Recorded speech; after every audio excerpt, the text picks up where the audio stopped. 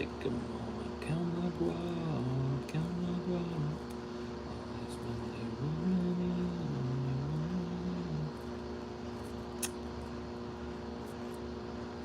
Wow.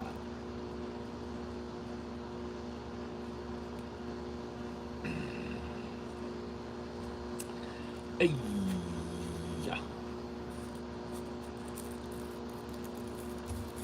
Hello. Good evening.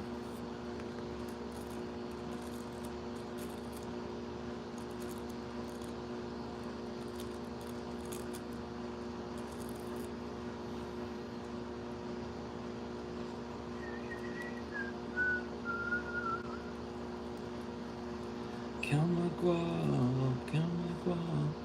All these bands bombing in, they bombing in. Yeah. Count my guap, count my guap. Bands bombing in, they bombing in. Pull up in a drop top, she dropped dead. Pull up in a drop top, she dropped dead. Diamonds dancing hopscotch, holding hands.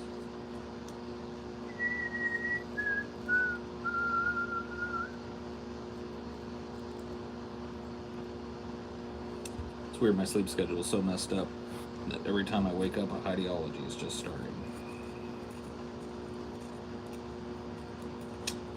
Yeah, that would indicate kind of a fucked up sketch.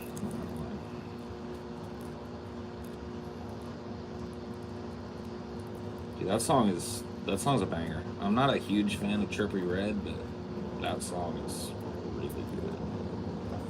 I'm not even like I'm even less of a fan of fucking Travis Scott. I like that song. It's just got like the meanest beat, dude. I love that like fuzzed out, overdriven 808 bass line. I'm a sucker for that shit, dude. When the drop happens and it's that fuzzed out, like somebody blew their fucking 808 out. Oh. Sounds like a big old deep fart. I'm all over that.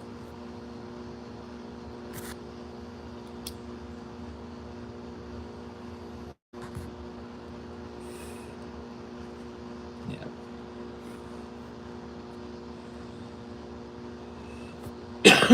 Boom, boom, boom. It's an older gamer. What are your thoughts on difficult games of the Soul series compared to newer games? Talking about older games? Because the Soul series relatively newer games for me. I mean, I don't really care. They're hardly the first hard-ass game. In fact, I would argue that Dark Souls is significantly easier than a lot of games that I grew up playing, just due to the fact that you don't have limited amounts of tries before you have to start all the way over. You know, like, yeah, you have to start, you know, you get set back over and over when you die in Dark Souls, but, like, you know, if Dark Souls was hard like games I used to play, you'd get to do that like 5 times and you had to start over from character creation, you know? Like, so I don't really buy that Dark Souls is necessarily harder than any kind of old school game. I just think it's like, you know, designed to be more of a trial and error type of thing.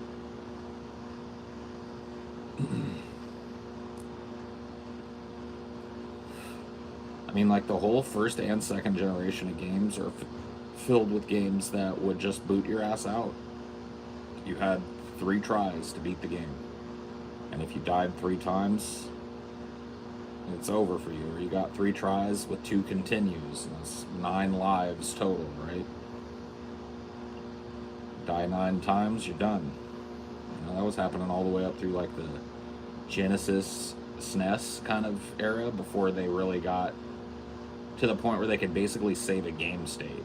Like when games started to get like frequent auto saves or the ability to just save on the fly, it took that like next level of storage with like the PS1, Xbox era for that type of game to really disappear. But before that, dude, if you picked up a console, there's a good chance, especially if it was like a side scroller, top down kind of shmup. You got 5 lives, man, if you were lucky. Just that From Software games are notoriously more difficult than most modern games. So I was yeah, I mean, it's stripped. From Soft games strip away a lot of like the security blanket. So you gotta understand. As popular as video games were when I was a kid in the '80s and going in, it wasn't really until like the mid '90s when they started being picked up as like something that every kid wanted to have in their house, that even parents were looking into getting.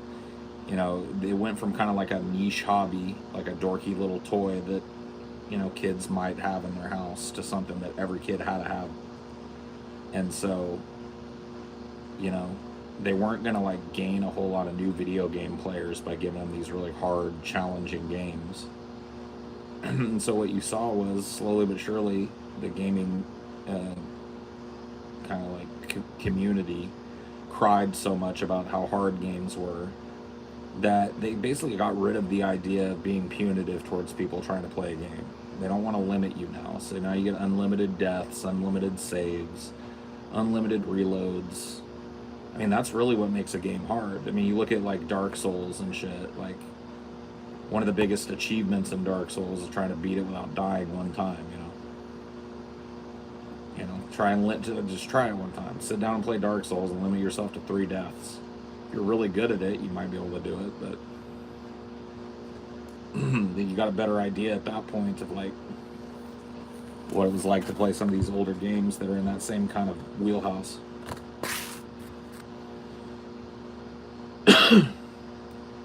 Most of these super hard rap beats nowadays use old NES. Oh yeah, the synth work in a lot of the newer, well, I don't want to say newer, in the last 3 years or so, trap beats. It does, like, a lot of them do kind of sound a little bit like NES or Genesis, kind of like 8-bit music.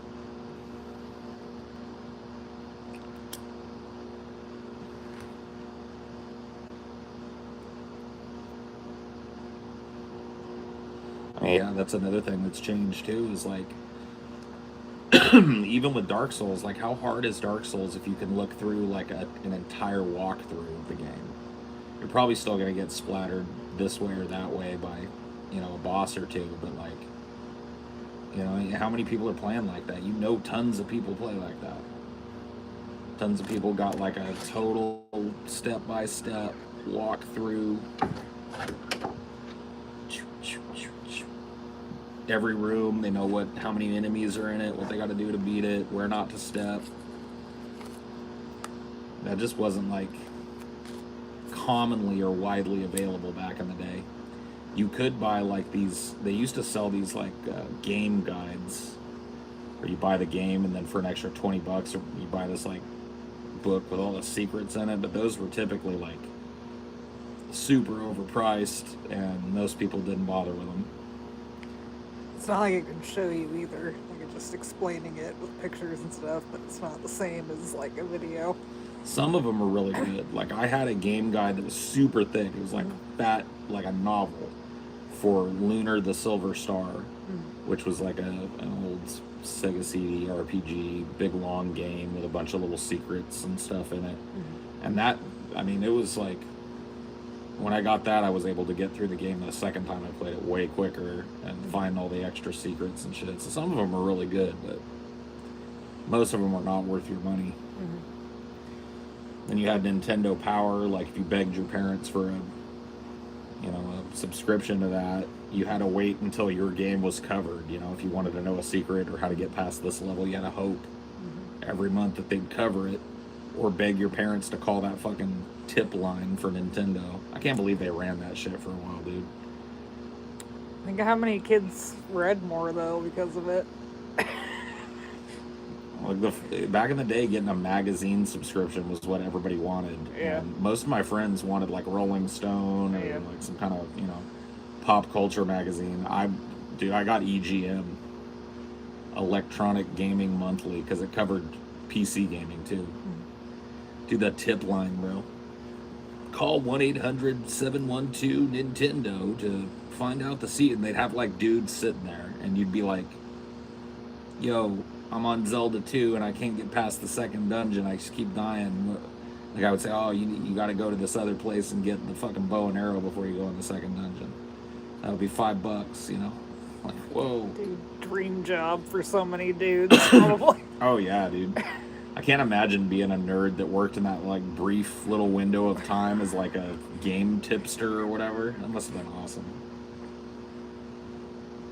Maybe it wasn't, though. Maybe it ended up being like customer service. It probably wasn't. Yeah.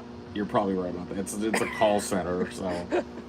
Probably some people like, how do I unpause the game? Yeah. That had to be a lot of stupid stuff. I can't turn it on. Where's the start button?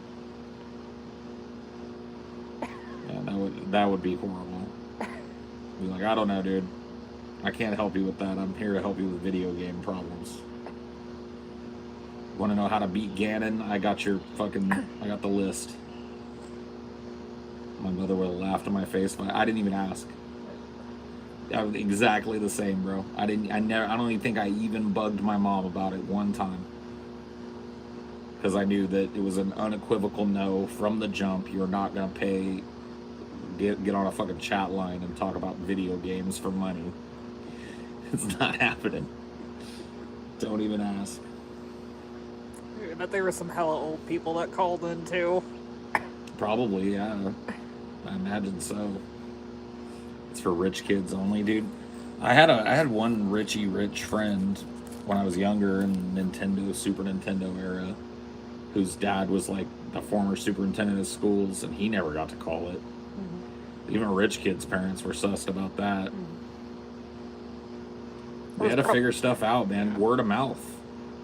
Somebody you knew would have like a subscription to Nintendo Power, and you just offhand be talking about a game, and they'd say, "Oh man, yeah, I found this power up in Super Metroid," and you'd be like, "What?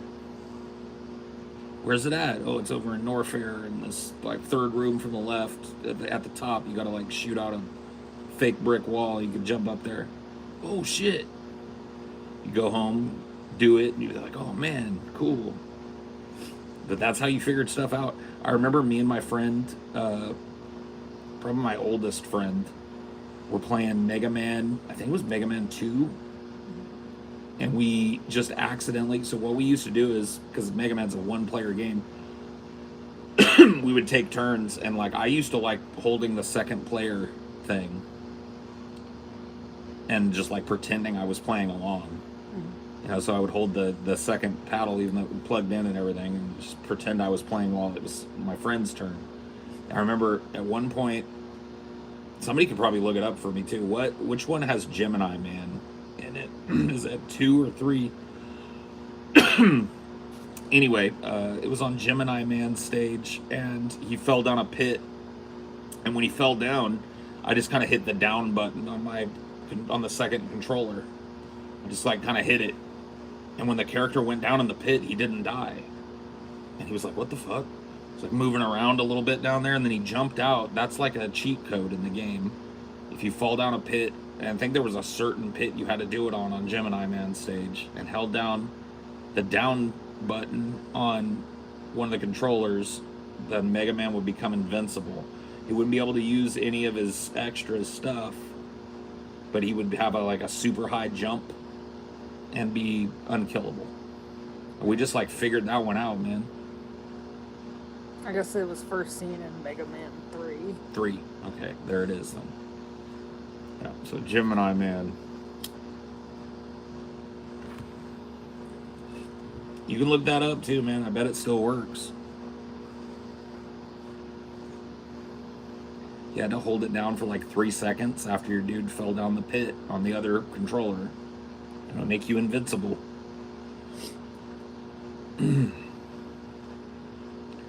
But back in the I remember I used to make games used to allow you to make horrible mistakes.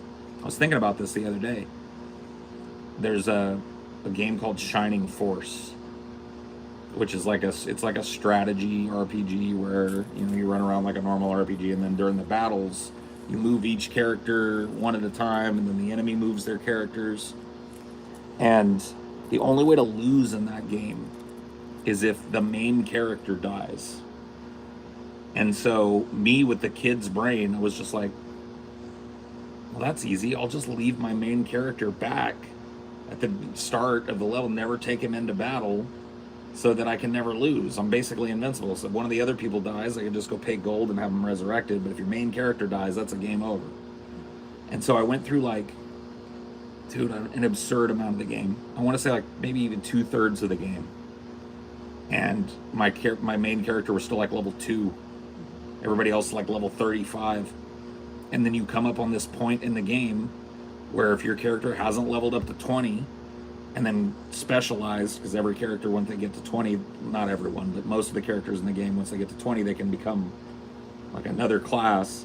If you hadn't done that for your main character by that point in the game, You were just fucked. yeah, there comes a point where he has to fight on his own, and you're done. So I can't even imagine a game allowing somebody to make a mistake like that. Yeah. It wasn't like unfixable, because the game would allow you to like replay old battles if you went back. But I would have had to spend like 5-6 hours just like Leveling him. maybe even more, because it was like 10-12 hours into the game and he'd never been in a fight yet. So I had to go just basically redo the whole game, set it up so where the creature had like 1 hit point so he could get a little 1 hit point jab in and get all the XP for it. It's bullshit. Dude, modern games won't even let you mess up like that. They take control away from you. They warn you that you're doing something wrong. They won't let you go to the next area unless you've done this, this, or this. Some little character will appear and give you a warning like, hey, if you don't level up your main character, you're not going to be able to beat the end boss. Yeah.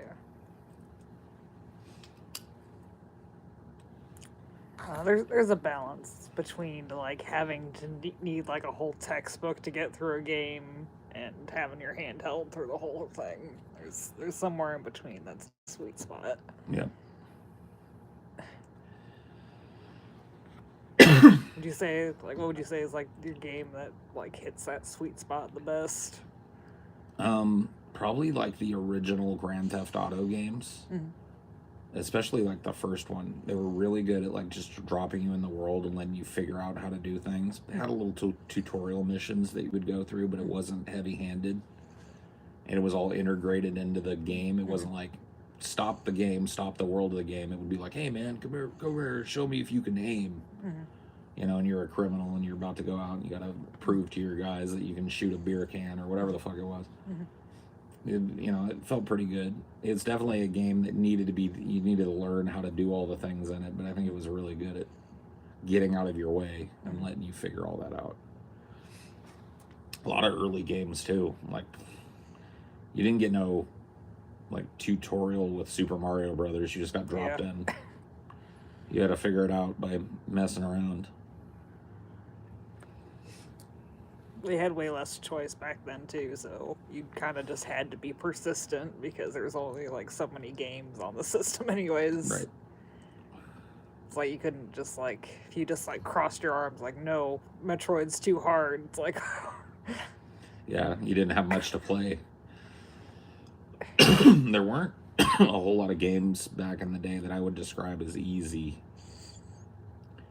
They all took some dedication to sit down and actually beat.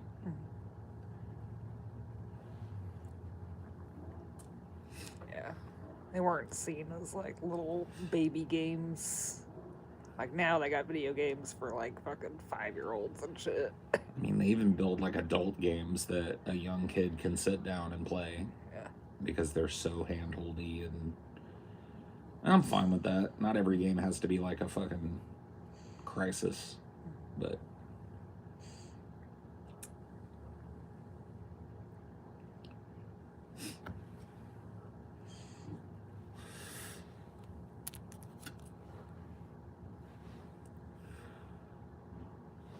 you drink. Are you gonna go in just to come back out again? Yep. He is. I can tell.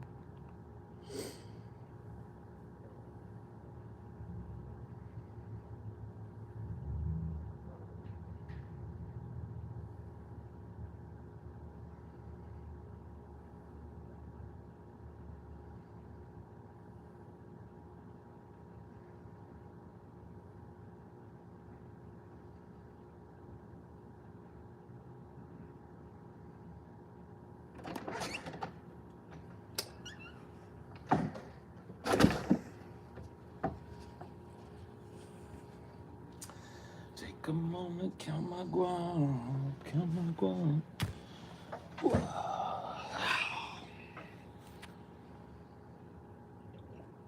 Why are y'all talking about Travis Scott out of nowhere? Oh, because I was singing that song earlier. Oh, okay. And he's featured on that song. Okay. I would guess that's why it came up. It just seemed so, like... It would be odd normally.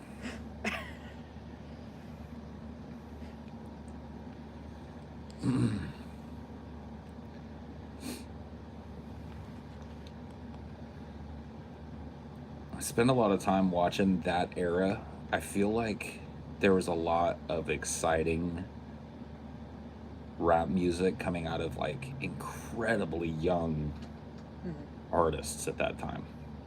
It was almost shocking, like how it's like that SoundCloud wave or whatever, where everybody could produce and everybody could put out a track. And some people would just blow up, and a lot of times those some peoples would be like 16-year-olds. And just like, I don't know, I really feel like there's very few artists that actually sound that way anymore. A lot of them have moved to a way more poppy sound, which is kind of sad, because it was so grimy for a minute there. So buzzed out, grimy, dark. And I spent a lot of time like listening to music and watching interviews with rappers that were big at that time, and kind of looking into like what happened to them. And so very few of them are doing anything of note anymore.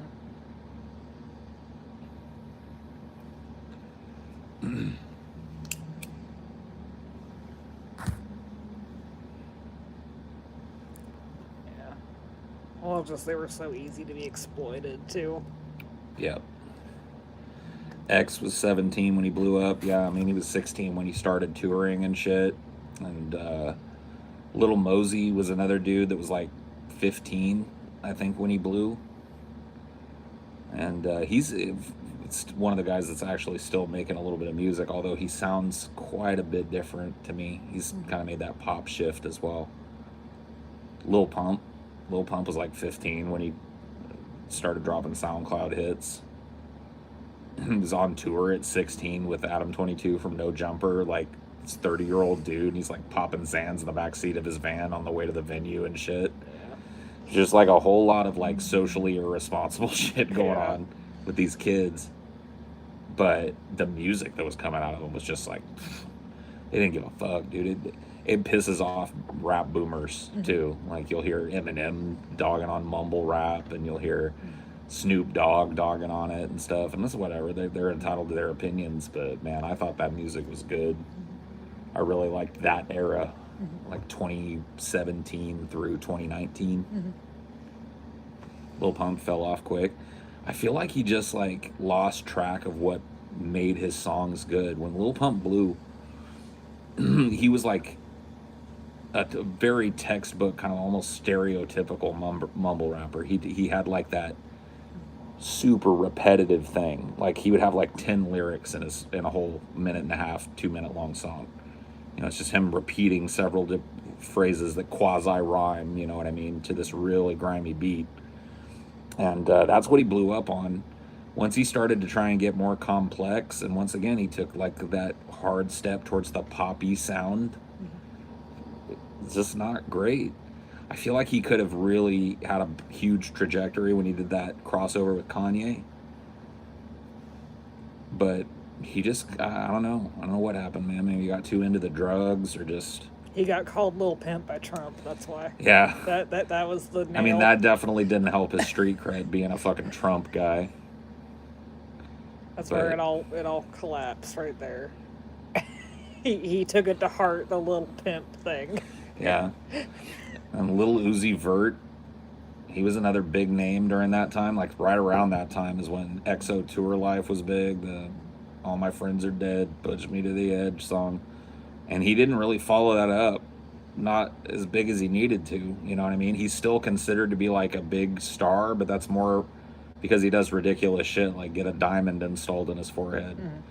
But, you know, I mean, I know he's featured here and there, and he's probably dropped some work since then, but it just hasn't gone anywhere. Post Malone, unfortunately, has kind of dried up a little bit. Like, I think he dropped right before the pandemic, his last album. And then he's made a couple of songs, maybe a couple of features since then. Pump was not smart in changing up his sound. He's simply not smart based on the fact that he fucked up his rap after the cloud. Dude, there's this video I watch. I find it interesting to watch somebody that is, especially these dudes. I find it really interesting to hear their different perspectives. These younger guys that ended up blowing up as rappers, and all of a sudden they've got more money than Jesus. And to see how they talk about it and how it rules over their whole fucking existence and shit. I can't even imagine being 16 years old and somebody just giving me $250,000 as a signing bonus, setting me up in a house in Calabasas, and just feeding me that much money constantly in exchange for my work and shit. I can't even imagine what that would have done to me. But I don't really have to, because I can look at some of these young dudes. And it's weird, man. There's this video, if you can find it, well, you should be able to find it. It's a super popular video. Once again, Adam22 over at No Jumper. Is this like dude that's just a hip hop head that did a lot of interviews with the guys during, I mean, he does a lot of interviews anyway, but he did a lot of like kind of intimate interviews with these dudes during the time when they were blowing up and shit. And he's a well-known guy in the culture, so he gets to go around and meet all these people. And they let him in, kind of like have a candid look at the life of these people, you know. And it's fucking, dude, Lil Pump. If you go watch the Lil Pump interview, I think is what it's called on No Jumper. Dude, it's sad. Are you talking about the codeine Lucky Charms or whatever? Yeah. Yeah, that video. But just that whole video, dude, everything about it is fucking sad. But it's fascinating too, because he's just, nobody's telling him no. And nobody could at this point, except for maybe the record label.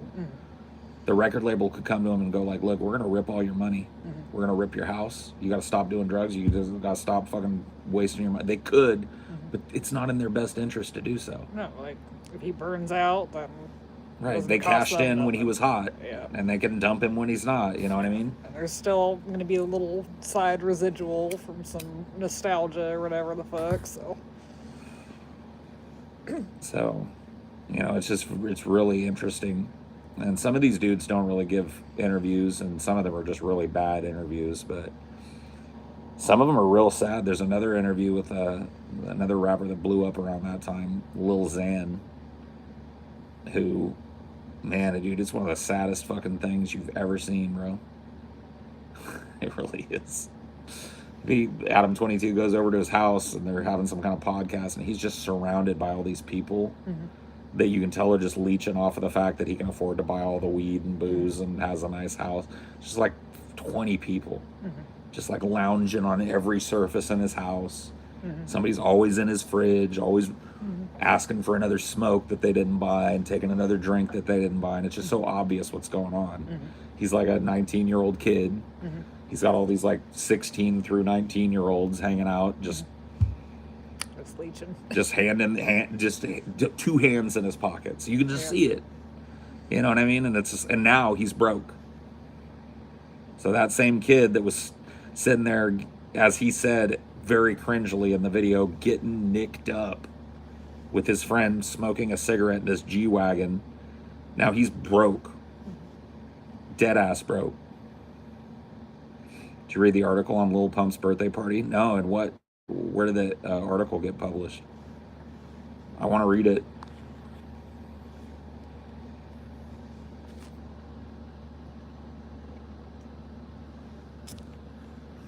Oh man, these guys are getting worked 7 ways from Sunday too. So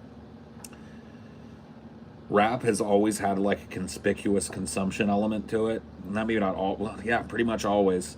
It's always about flexing, always about having the coolest clothes, and that, you know, very quickly became about jewelry. You can look at Slick Rick from back in the late 80s, already dripping with these big giant iced out chains and stuff, right? So that part of the culture has just accelerated. The guys have these ridiculous diamond sets, diamond grills, you know, Cartier glasses with diamond joints in them and shit, and like pointers on their rings, pointers on their neck, just like they're just iced out, right? And this huge industry of jewelers sprung up around this desire to not only cater to these rappers, but also cater to other people who want to look like these rappers. And it turns out that a lot of these rappers, especially the younger ones, are getting like ripped off hand over fist. They're being sold like, there's diamond gradings, right? There's like, in good diamonds, it's like S1 to VVS. And VVS diamonds are super expensive, and you'll hear rappers talk about it. You know, my diamond's VVS. They're just talking about like, not only do I have diamonds, I've got the clearest, best, biggest, shiniest, most fucking. My diamonds dance harder than anybody else's in the light. Pew, pew, pew, pew, pew. I got VVS's. These dudes are getting sold like moissanites and cubic zirconias at VVS prices, walking in after getting paid for making a record, right? And they get their big fucking record bonus of like whatever it is, $500,000. They take 30, 40, 50, 100 bands, right? $100,000 of that goes to Icebox, which is this jewelry store, or goes to this guy named Aviani. And all these dudes at various times have been caught with their pants down selling people just fake ass shit. Fake watches. Dude, the watches these dudes buy.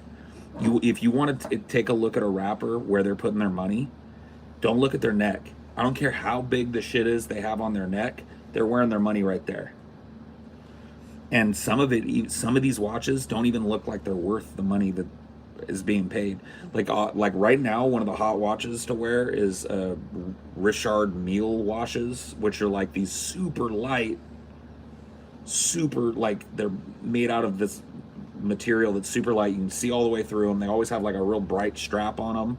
And you look at that watch and you think, oh, that's probably like a $500, $600, $700, $800 watch. 50, 60, 70 grand, 100 grand, 200 grand.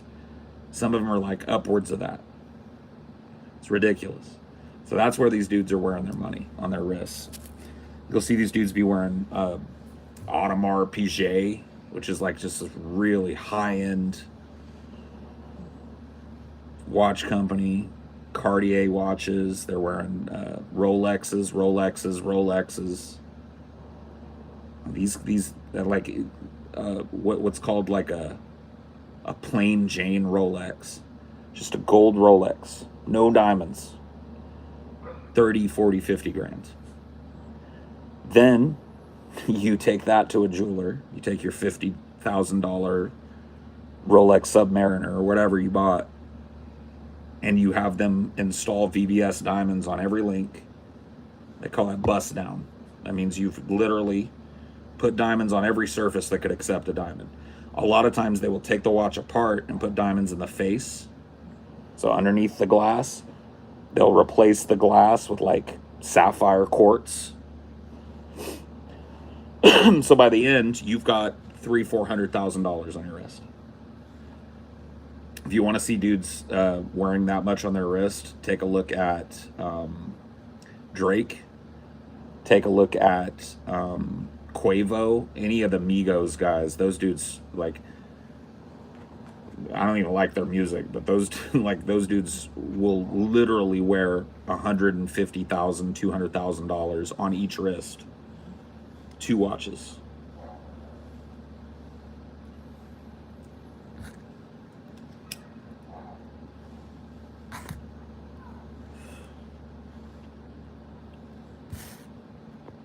Sapphire is the perfect thing to use for a watch face. It doesn't scratch. Right, I understand, but I mean, you got to understand that, like, you get a factory base, just gold Rolex on a normal fucking band, and then you take it into the jeweler and they put $250,000 worth of ice on it.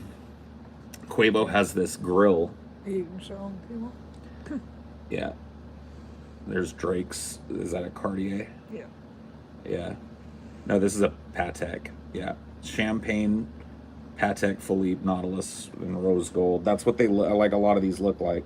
It's kind of hard for you guys to see, but every surface on that watch that can be covered in a diamond is covered in the correct set diamond. The entire face is bust down, so those are all diamonds intricately cut perfectly for this watch. The whole bezel, which is what surrounds the face, is perfectly cut baguettes, and every part of the link, including the clasp, is covered in baguettes. Yeah, you can't even. It's just all rough. I didn't know anything about this stuff until I started looking into it. I actually saw a video. It's a couple of years ago now. Where it's like GQ was doing this series for a while called On the Rocks, where they would get these rappers to come in, bring some of their most expensive jewelry, tell the story of it. And I saw a Slick Rick one, and he brought in a lot of his old pieces that I've seen him wear throughout the years, and talked about how he got them. And he's a real guy to look at. You talk about like the culture as far as how far it went to wearing all that money. It's before that it was mostly just like fashion, and then Slick Rick was like, no, I'm gonna put $100,000 worth of Patek, or I think it's called a Patek, right? A Patek Philippe. Oh, or a Patek Philippe. No, I was just asking the people in chat because somebody was saying. I think it's Patek or Patek. But that's a big money watch. But Patek Philippe or Patek Philippe is a big watch. Audemars Piguet is a big watch. Rolex is always a big watch. Richard Mille and Jacob and Co. Those watches are going to be like Jacob and Co. makes watches that are $2-3 million.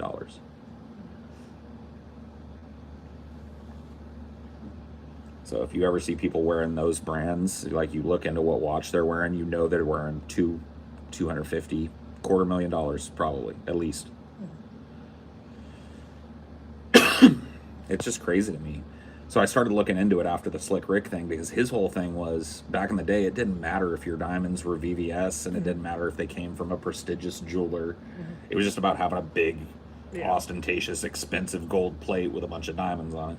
And so he would go to these like shady diamond jewelry stores in the Bronx and stuff, and and he was talking about how nowadays, to even compete, he's like, it's not even the same thing. He's like, a lot of these pieces here, they're expensive, but they're nothing like, I didn't pay anywhere near, even with inflation, what these kids are paying for their new stuff. And he showed off a few of his newer things, and they're way more modest stuff. You know what I mean? I think his coolest piece to me is like, he's got an old Rolex that he liked the bezel, but he thought he wanted it to be bigger. And so he just had the jeweler keep adding more bezels, one size up, and icing it out. So he's got this Rolex that looks like a satellite dish on his wrist. And it's just a hole of diamonds, and at the center vertex of it is the actual watch. At least you don't lose it. Yeah. He still has it all these years later. He's had it forever, too. He's got this other chain that's just a bunch of, I've never seen a chain like it. It's huge. And it's a bunch of just different shapes linked together. Triangles, circles, squares, and they're all gold with diamonds on it. And it's just huge. It hangs all the way down to his like knees when he's sitting down. He didn't want to lose his shit, man. Dude, and that's another sad thing, is like when you watch these interviews with these young rappers and they're going through their jewelry, almost all of them will be like, yo, man, I had a ring just like this, but I lost that motherfucker. I was at the club one night, and then I just like went to leave, and I was like, fuck, where'd my ring? That's $45,000. It's like, what? I would shit myself with grief if I left $45,000 somewhere and lost it.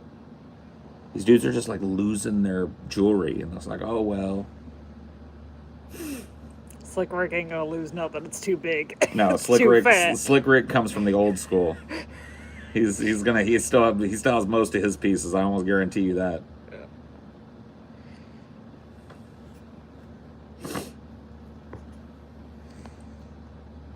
Icing out your watch ruins the value of the watch because diamonds isn't from the factory. That is true. And that the most expensive iteration of a quote-unquote bust-down watch are the special edition factory diamond editions that come directly from Audemars or directly from Rolex. If you've got papers that say that your bust-down Audemars Piguet is factory diamonds installed at the Rolex or at the Audemars factory or whatever, factory diamonds, production diamonds, your watch is worth 70, 80 grand more than a watch that's bust down. at least, maybe even more than that. So pay attention to that too if you ever look at that and want to know what these people are wearing. If it, you know, if it says anything about it being factory, or if you can find that increases the value, it almost doubles the value in the case of some watches. Because you're absolutely right about that. It's actually better to have a Rolex that's plain Jane, just gold Rolex, because it allows whoever buys it the utility of doing that to it if they want, but it retains its value. Mm-hmm. You can actually put diamonds on a watch and lose value on it. Theoretically, on the watch. Now, the diamonds and all the materials that are in the watch end up being worth more than usually the purchase price of the watch, but they're not as desired because they're not like trading a watch that's had secondary diamonds put on it. That's not a real market for that. Yeah, value is weird. Yeah, it's just crazy. To the Richie Rich level, it's like Gucci Man has a pair of earrings. Gucci Mane, sorry, has a pair of earrings that when he did his GQ on the rocks thing, mm-hmm. he showed off a bunch of chains, a bunch of watches, ostentatious stuff, and the whole time he's wearing earrings. Mm-hmm. And the guy eventually, towards the end of the video, he asked him about his earrings and how much are those. He's like, I'm not even going to tell you. Mm-hmm. It's like, it's dumb how much I'm wearing in my ears. So I looked into it, $2 million for the pair. Just like the VVS. Just a fat rock. Yeah. VVS with like, 2 pointers, which is 2 carats. Mm-hmm. In his ear a piece, perfectly matched, $2 million. It's just like,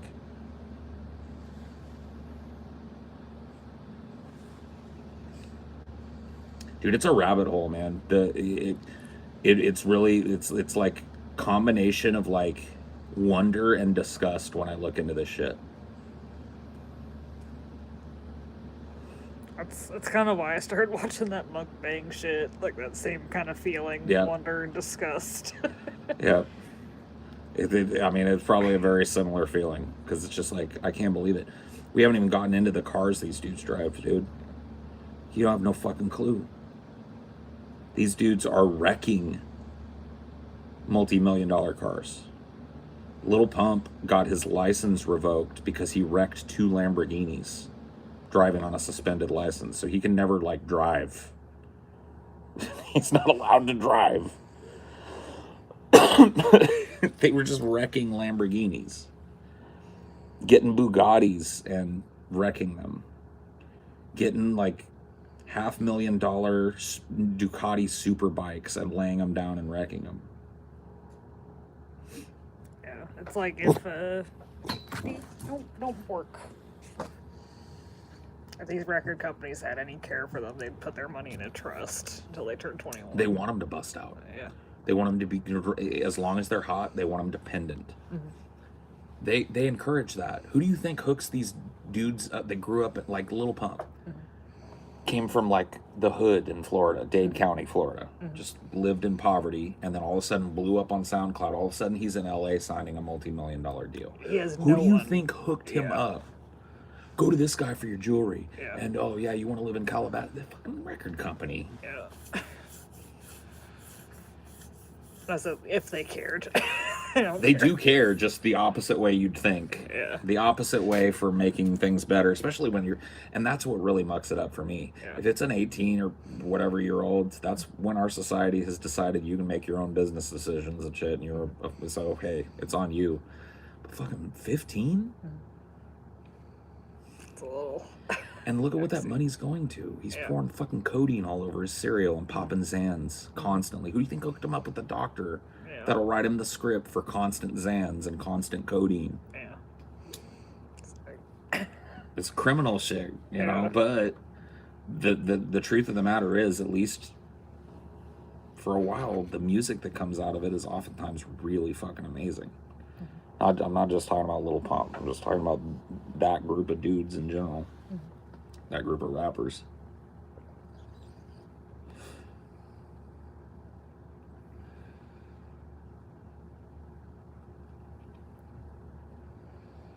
I don't know. It's just one of those things that I allow myself to like tune out to sometimes. I'll go find an interview that I haven't watched, and then oftentimes it'll be an interview with a rapper I haven't really given a chance. I'll go listen to their music from the time when they blew up, and I'll go, Trippie Redd's one of those dudes. Like, I'm not a real big fan of most of his music, but man, he had his just some really good songs when he first came out. Just right when he blew up, he was making some really raw ass fucking music. It was not self-indulgent, not overly, focused on how successful he was. It was like there's a hunger in that music, and a lot of times that's when these guys are making their most transcendent shit. Would you say it's more of like a psychology thing to you, or more like a freak show thing? A little of both, probably. Yeah. I mean, it's fucking so weird to see somebody's ego fed at a time when usually your teenage years are about getting your ego beat down. Yeah. You're coming in with this, like, young, dumb, and full of cum kind of swagger, and then the world kind of slaps you in the face, and you realize that you're just a schmo like everybody else. Yeah. That never happens to these people. They're at the age where everybody believes they're the king shit of the world, and they're being validated instead of corrected, and it's fucking insane. The amount of money that they're running through, and the fact that a lot of these guys end up broke is like a crime, because everybody's got their hand in the pocket. It's not just the fact that the conspicuous spending isn't being checked by anybody. It's these managers giving shady deals, hooking them up with people that are adjacent to the business to handle this. They got their hand in the cookie jar 5 different ways on your check. And these guys are not, they're so enamored with that bottom line money that they get as a signing bonus and the promises of this, that, and they don't even think about it, a lot of them. And so while they feel like they're flush with cash, they're going down to the jewelry store to buy more shit. That's all on them. Yeah. The record company's not financing. Lil Pump had these like spiked bracelets, like the punk bracelets, but they were all gold and diamonds. And they were 30 grand, right?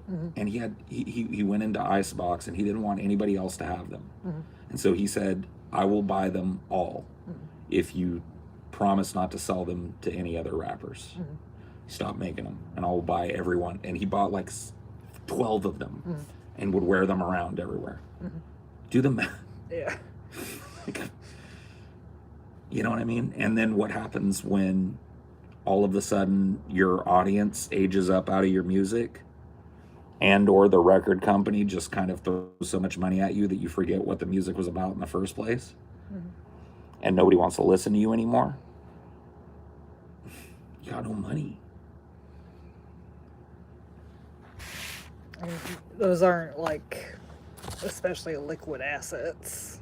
You can't just Some of it is. Yeah. The smart things that rappers, if you're gonna splurge, I guess, as a rapper, get factory watches, because those, via the way the market goes, very rarely do they take a dip in value. They're a pretty stable asset. You could take a Rolex that you bought, papers, as long as you take care of it, 40 grand, and sell it for 45 grand to tip 2 years later. They appreciate.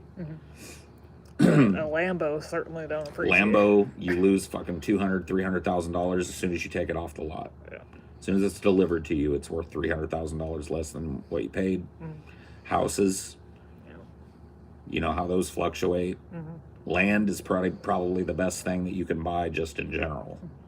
But they're not getting much land in these little McMansions. No, none of them own it. Yeah. The record company is renting a mansion in Calabasas for them to live the big lifestyle in, and they're paying it out of his check.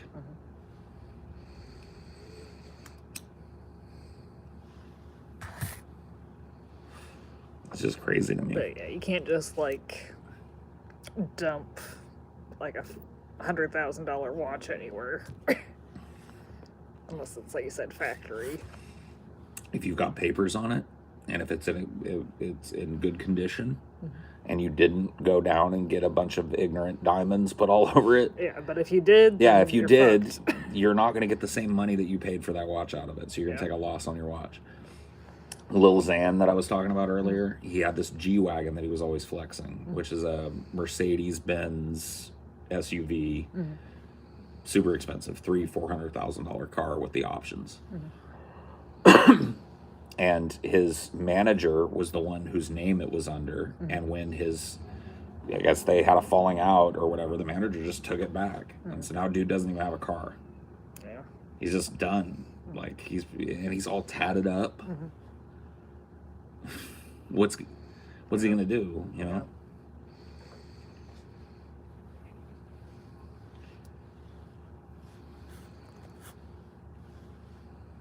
There's just nothing that they could do to prepare someone that young to handle that much money. Not when the whole culture is like wear as much money as possible, get as much gold as you can, and then put as much diamonds over the gold as you can. Put it in your mouth, put it on your eyeglasses, put it in your ears, on every finger, both wrists, all around your neck. Put it in your belt buckle, put it in your shoes. You can't if you go down and flex a pair of like Nike Air Force Ones with diamonds in it, people are going to talk about it for a couple of weeks, and then you're going to have a pair of shoes that's worth like a tenth what you paid. Yeah. Because Nikes don't come with diamonds. Nobody's on the market for iced out Nikes, bro. Especially not ones that have been worn around town. So you've got basically an asset that you just can't get the money back out of. And a lot of times these dudes will sell all that stuff for a price way lower than they bought it for to perpetuate the lifestyle a little longer. And that's what happened to Lil Xan. Lil Xan had a lot of clothes and a lot of, you know, gadgets and that car and blah, blah, blah, blah. And slowly he just like had to liquidate out of all of it. He was never a big iced out guy, but he used to wear a lot of money, had grills and shit. He ain't got none of that shit no more. You sell that shit at a pawn shop, and they melt it down and sell it for gold value, you know, and make a profit off of you. Nobody wants a set of gold teeth that's like somebody else's, you know?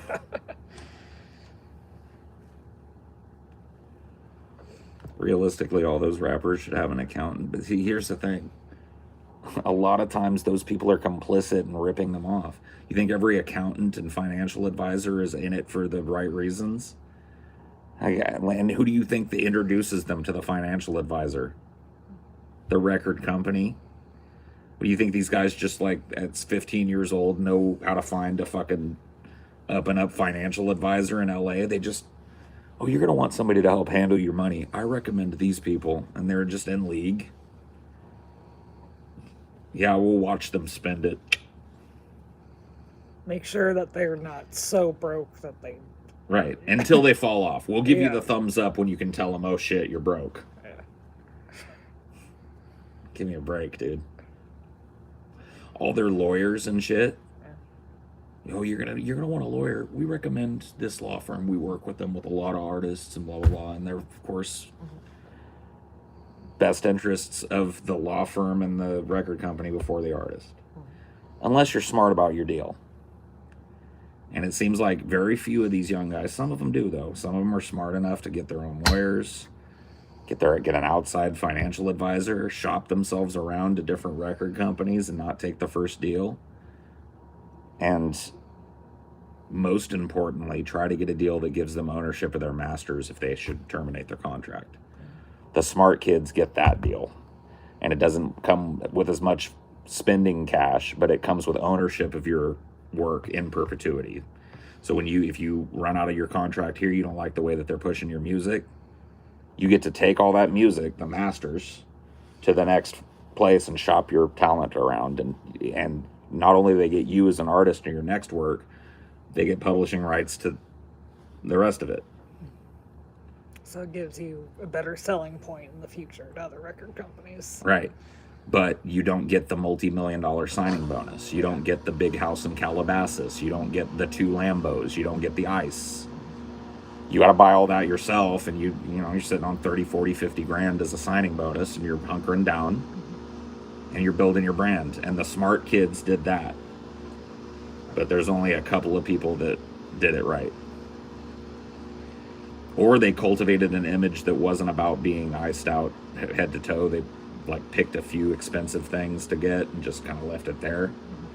There's a smart way to drip. And then there's an ignorant way to drip. You know? I know which one is more popular. The more ignorant your drip, the more popular it is, but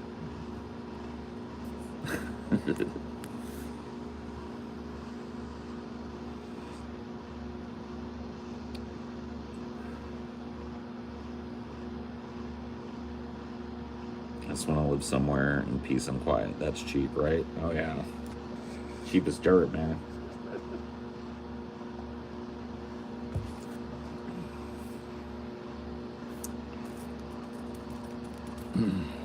If you get a chicken coop on an acre of land, there's some peace and quiet. Yeah, that's about the best you can get. Ignorant is fun. No, I'm not denying it. Like the culture creates some interesting imagery, and I like, the way a lot of it looks. There's a part of me like like I said, a combination of wonder and disgust. There's a part of me that man, it would be cool to pull up somewhere all just covered in an ignorant amount of diamonds. I don't think I would be able to do it like as a rule, and I would hope that I'd just borrow that shit, for a night. Borrow a Lambo, borrow some rapper's ice, and just walk into a club and shut it down with them dancing diamonds. But I understand that that's an impulse that I should never, ever, ever indulge. And so I can I get both sides. I see the lure.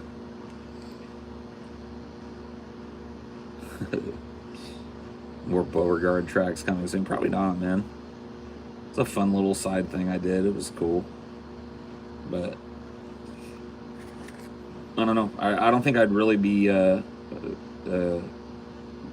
interested in working with another producer.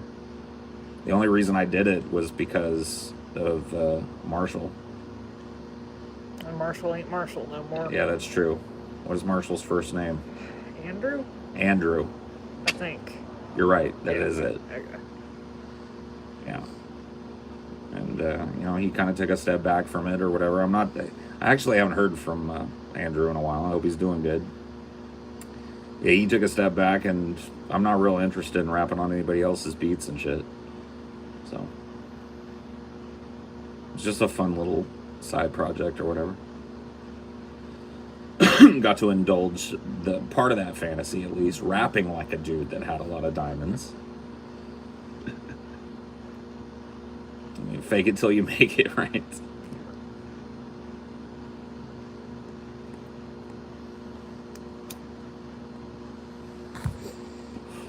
Dude, I know what that's like, dude. I got nothing but respect for Andrew. So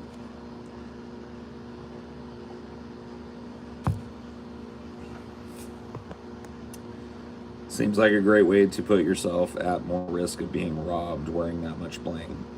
Now it happens all the time. People will snatch these dudes' chains, or they'll set it down at a party where they feel like that they can trust people, and clearly they can't. These guys are constantly getting their shit.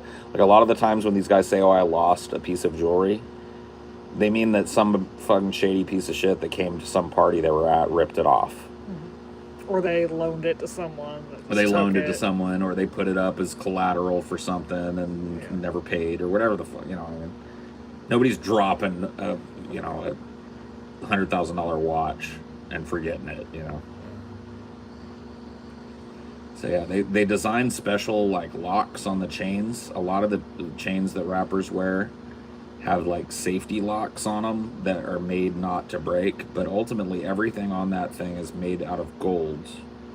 And gold is not the strongest, it's one of the most pliable metals. It's a very soft metal. And so there's only so much you can do with a security lock.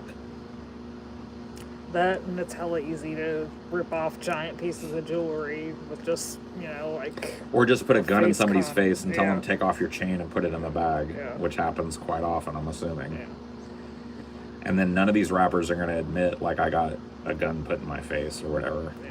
I think, Ice-T said he got robbed at a gas station recently. That was actually a meme. Oh, yeah? The meme was, it was at the pump. Oh, okay. He was like, I was reading that too, and I was like, oh shit. But then I read the whole thing, and it was a joke. He was like, hey, I got robbed today. They took all my money. I was at the gas station, and blah, blah, blah, blah, blah. And, I can't remember how it wrapped up. It was just gas prices. Yeah, it was just gas prices. I see. But you don't really hear a whole lot of rappers talking about how they got ran up on, but you know it happens. Yeah. And they have no reason to call the cops because they don't want that breaking as a story. And so these guys just run off with $100,000 chain or whatever. A lot of these dudes pay security to just be, when they go out, there's 4 big old fucking goons with them, and that's how like that guy 6ix9ine got in trouble, because instead of getting security, he just kind of like cozied up to a gang. Oh, yeah. He got involved with this like New York blood gang called Nine Trey, I think it was, like a blood set out east. And then number one, they found out he used to be a Crip, or he used to say he was a Crip, so that's not good. But then like they just basically like used him for a while, like went along with it for a while and acted like security and were little enforcers for him for a while. But then they got tired of looking at all his diamonds and shit, and eventually they just like kidnapped him, robbed him, forced him to go get all his jewelry and give it to him, and then he snitched on him. So they all went to prison, and he went to prison too, but he got out. He's out now. And didn't learn any lessons either, because when he got out, I shit you not, man, when he got out, he broke the Instagram Live record. Yeah. He started his Instagram Live with 2 young ladies wearing thongs, just booty clapping together to one of his songs. And then he came out in the most ignorant amount of diamonds and watches that you will ever see anybody appear in. He came out with well over probably $5 million worth of jewelry on. 2 Richard Miles on each hand, each one a different color and style. Rings on every finger, 6 big chains, big old... He just like put on all this jewelry and came out. And that was when he came out of prison. It's like... Yeah, 6ix9ine was going up for a long time because he was implicated in like a murder plot. And the only reason he got out is because he rolled on every one of his gangster homies. Well, that's part of how you would survive, I guess, in that kind of job, is to create a presence that is just as addictive as the music is.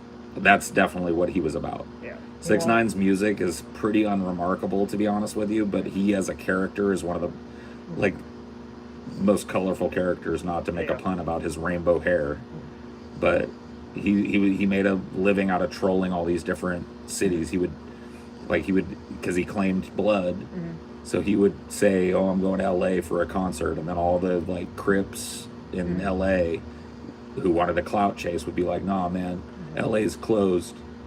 You better not come to LA, blah blah blah." And he would make a big deal out of sneaking into LA, doing his show, and then leaving before anybody got to him.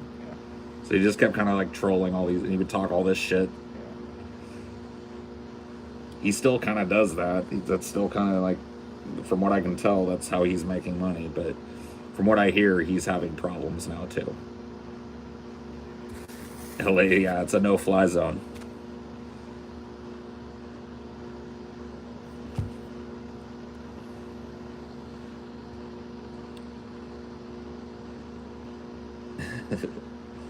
I don't know, it's just an interesting little part of the subculture. Yeah, we barely went around LA at all when we went. We just kind of stayed in. There's really like, when you go to LA, you kind of want to stay in one area. Well, no, depending on where you're going. So if you're going to Disneyland, you want to stay in Anaheim, because it takes fucking like an hour and a half to get anywhere else in LA. Yeah. So, you know, you got to plan a long ass trip if you want to, or be just willing to drive a whole lot and plan around it to see a whole lot of LA. It's just impossibly huge. Like a state.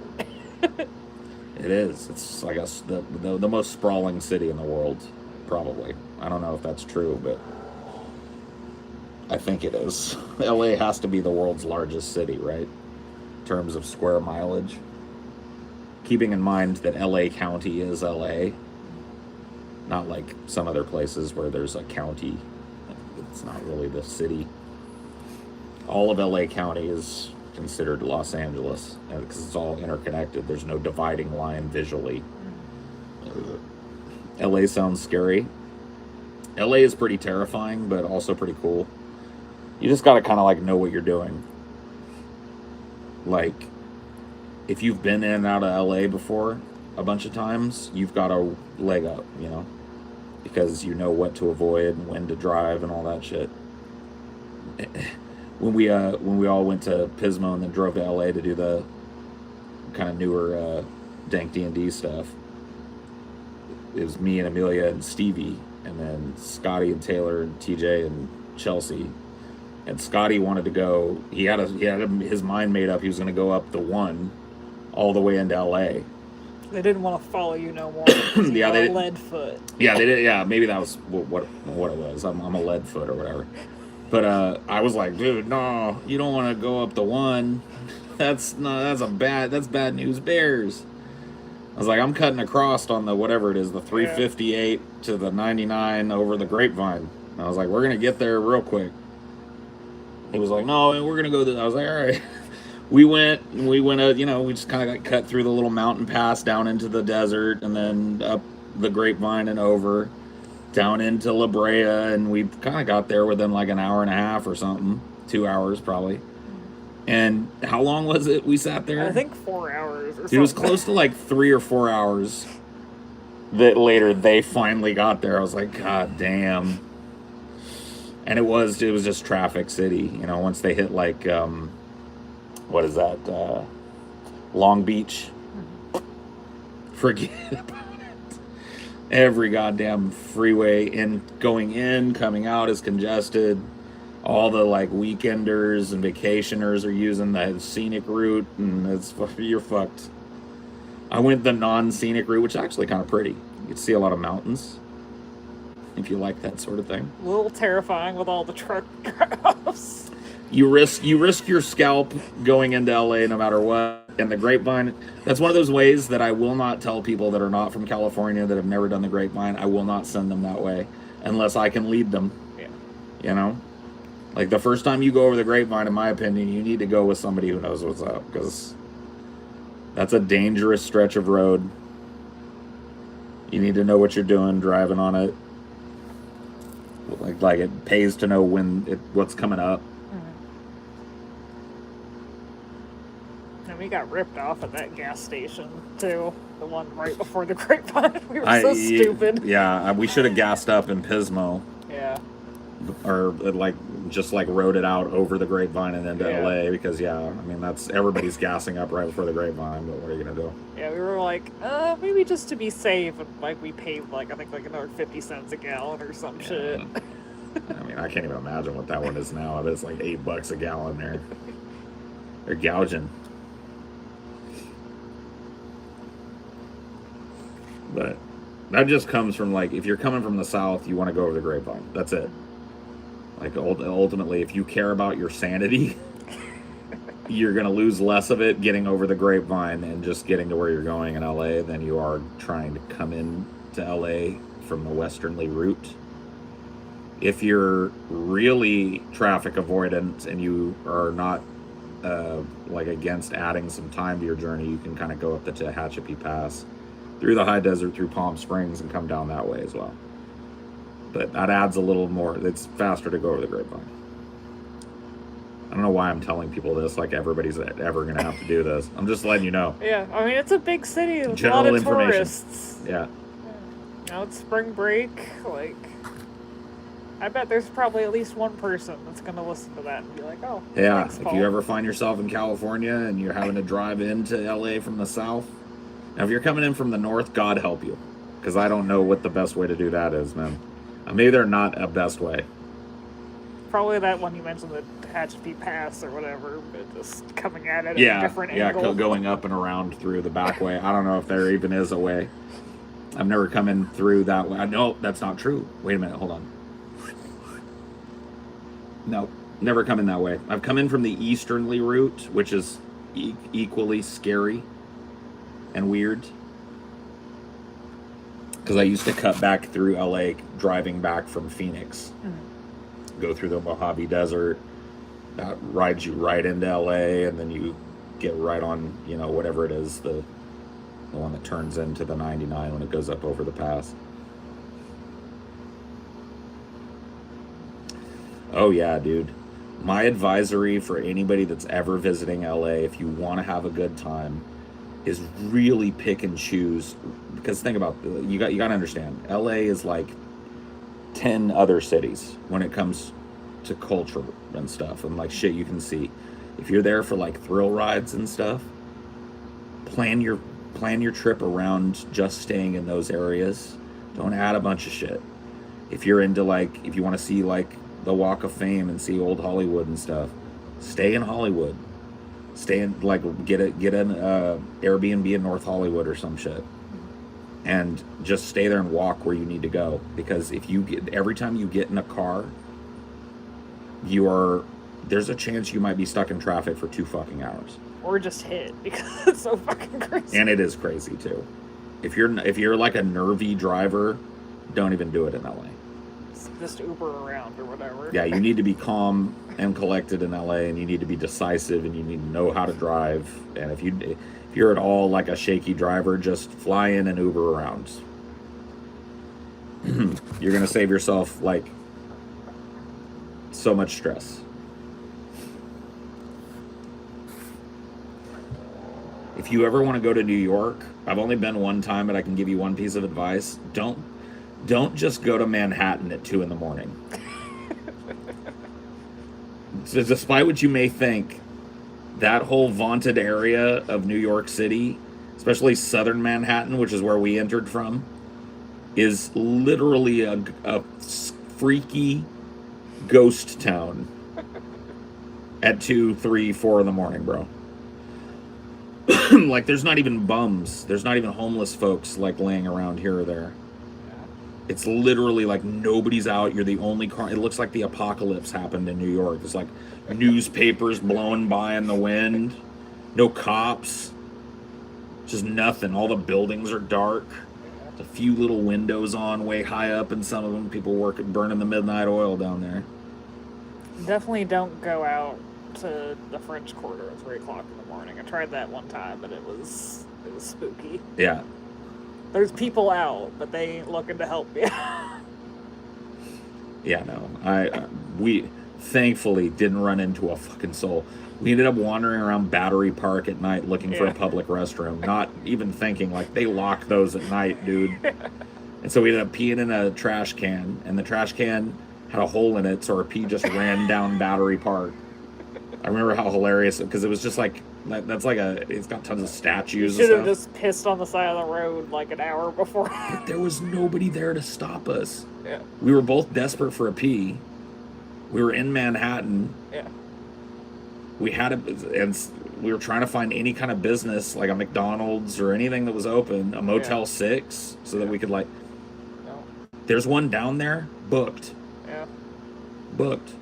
There was some convention in town. They had no fucking... On Manhattan? Are you kidding me? On the last minute's notice? You have a reservation? No? Oh, you're screwed. You were just fucked 12 different ways. Dude, that was such a dangerous trip, man. We ended up just finding a parking garage somewhere in South Manhattan. It was 24/7. And we thought we were going to get away with sleeping in the car in the parking garage. We got about an hour of sleep before somebody was like, tink, tink, tink, hey, you guys can't sleep in here. The sun had just started to peak up. We're just like, oh, God. And so we, like, left the car in there, and we walked out, and it's fucking icy cold. We're just like, oh, God, no. And so we found this crappy little, like, deli stand that had just the muddiest, nastiest river water coffee that I ever had in my life. And we're just like, ah. And then my dad had this idea. He was like, oh, look, one of those tourist buses, those double-decker buses. He's like, I wonder how much it costs to ride that. And so we like walked up to it and we saw the bus driver. We asked him, where do we pay? And he points at the little, little kiosk or whatever. And so we walk over to that, and he bought, I can't remember what he paid for it, but whatever it was worth it to him for a couple hours of sleep. So like, I remember him asking, how long is the tour? She's like, it's about 3.5 hours. He was like, perfect. Yeah. $20 a piece or whatever. Everybody else, there was like probably 20 other suckers that were on the tour. It was a double-decker bus, so everybody wants to be on the top so you can see. Oh, dude. It was just me and my dad in the back seat of that bus, and like 10 minutes in, we were out. We actually like quizzed each other at the end, like, what do you remember? And the only like my dad makes fun of me, or used to make fun of me to this day, like saying like because the only thing I remembered is that New York is built on a stone called schist. And he didn't believe me, and then we looked it up, and it turned out to be right. It's like, yeah, dude, New York floats on a big island of schist, man. And then I fell asleep. He was like, schist? What? Pre-internet, so couldn't look it up. But yeah, so anyway, we got out of that, and the capers just kept on capering. So we had like 2.5 hours of sleep maybe. So we were not like running on total fumes. We found like a bagel place and I got a pizza bagel that was like fucking to die for. Dad just got like lox and cream cheese or whatever, just throw it on there. We're like, ate a big bagel, had another coffee, and then we decided we're just gonna walk until we find, like, there's no need to go get the car. We'll just leave it there and pay whatever the parking charge is. We're gonna find a hotel, so we went to like, because there's all this shit down there. There's a Motel 6 down there, like. You can think of it like a shitty little motel. You can find them down in Manhattan. Every one of them was booked. There was like 6 different conventions and a parade around the corner. I don't know what it was. We walked into this seedy looking hotel. I mean, greasy. It was called like the St. John Inn or some shit. It's just grimy, man. It looked like something out of a fucking Scorsese movie. And it didn't get better when we walked in. We walk in, and it's a dude sitting behind plastic, like the clear plastic, with a little bit of graffiti around it and shit. And he had that like weird like speaky box. Mm-hmm. And he's sitting there, and he's this dude. I'll never forget the way he looked, because like if I ever need to cast a movie with this character in it, like I know exactly how they need to look. Bald-headed, shaved down, right to the skin. White wife beater and a pair of sweats. Gut like mine kind of hanging out there, a little stain on the wife beater, like 5 o'clock shadow for 2 days, 2 days of stubble on his face, reading a newspaper with a tiny little TV. And my dad was like, we walked up there, and he was like, he looked at us, because think about it, my dad's walking in there, and at the time I was like 14, 13, and he's like, what do you want? My dad's like, yeah, we'd like to look at a room. And he was like, okay. He just like grabbed a key. He walked us up. The dude opened this door, and I swear to God, dude, it looked like a room that somebody would be tortured to death in a movie. Like it literally was a nightmare. It was a mattress on the floor, stains all over it with some sheets folded at the bottom, mattress on the floor. One little nightstand, no TV, no air conditioner, one little window in the corner of the room, and one little like hanging light bulb in the center of the room. It looked like a CIA interrogation room. And it was literally like, at this point, I think my dad realized, I probably didn't, that this was like, that's what this was. This was like a hotel where people brought prostitutes and probably kids too, given the fact that the guy had no problem taking us up to do shady shit. So it was one of those like, yeah, pay by the hour type of affairs, and there was no way. We ended up walking around. We went all the way from, it's not that far. We ended up in Times Square. We got on the subway and kind of went to the Times Square area. And we ended up finding like a little hotel there that wasn't seedy. It was a walk-up, like a 2-story walk-up above a little pizza parlor that had the best fucking shit, dude. We were like 2 blocks from Times Square, which at that time was not a good neighborhood, but once again, this is the danger trip. And then the first day we were there, we literally went down, had lunch or breakfast or whatever in the little pizza Italian shop. They mostly like did pizza by the slice, and they had this thing called a pepperoni roll that I've never found anywhere else. It was just this wonderful like pizza dough, little bit of mozzarella, little bit of like garlic in there, no sauce or anything, and just the right amount of like crispy pepperoni baked into the bread.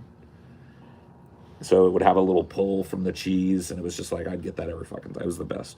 I've never been able to find it anywhere else. But we would walk to Times Square and then like walk to wherever the subway was there.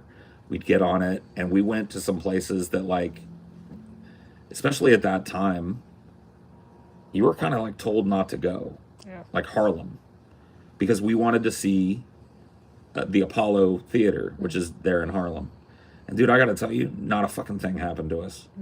We went. Now we didn't go walking around Harlem after dark or whatever, and we And stayed. you weren't like going in the neighborhoods. No, and we shit. stayed close to where the transit system was and stuff. But like, we sat out in front of the Apollo, and people watched for like 3.5 hours one day. Just like sat there and just like watched all the, because it's just amazing the diversity of people that you see, not just racially, just like every type of person you can think of. Punks walking by, and then there's a businessman going the other way, you know, goths, and it's just fucking awesome, man. But yeah, Harlem cannot. I understand there are parts of Harlem you don't want to catch yourself out in, but You weren't like trying to go peek at houses and shit. no, we weren't like getting back in the fucking neighborhoods of Harlem or whatever. But you know, we went all over the place. We went all up and down Manhattan. Visited a lot of the little boroughs. We were in the Bronx for a bit. We ate a pastrami sandwich at like some kind of deli there in the Bronx. It was fucking amazing. And I always love that trip because it's such I had more fun on that trip than I think any trip ever. And it wasn't because it was like New York that played into it. It was because it was just like an adventure. It felt like a real adventure being there. There wasn't any plans. There wasn't any. There were, I mean, like my dad got us tickets to see a couple Broadway shows, the cheaper tickets. We couldn't afford. We wanted to see the Phantom of the Opera, which it was like the big thing that was out, but they were booked months, you know. So some of the little like off Broadway reproductions, but we wanted to see a couple Broadway shows. I was in theater. And so we planned to go do those, but there was no plan. What were we going to do afterwards? And it wasn't like you bought those tickets like in advance of you even getting there. Mm-mm. So. No, he just bought, found a couple of shows. We went and saw How to Succeed in Business Without Really Trying at Cats.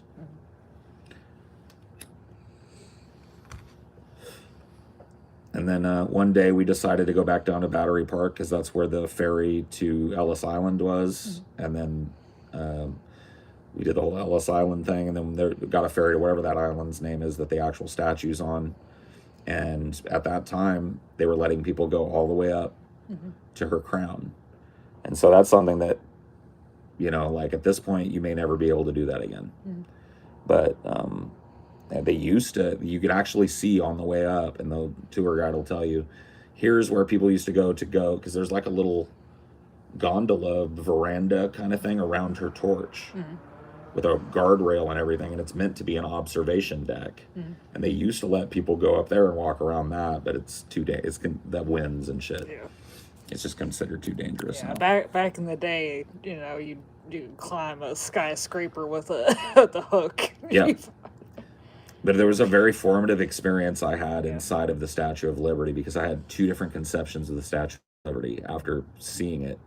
Versus what I expected of it. And it wasn't anything about the size or majesty of it. I was actually bowled over by how large it was in person. And so, but there was one experience that I cannot get out of my head. Because, as you go up higher in her body, if you're going to be looking out the little windows in her crown, which I did, I looked, that's where they let you go. If you wanted to, you could go all the way up to her crown. And as you go up, her body starts to lean out at the shoulders, and the space gets more confined.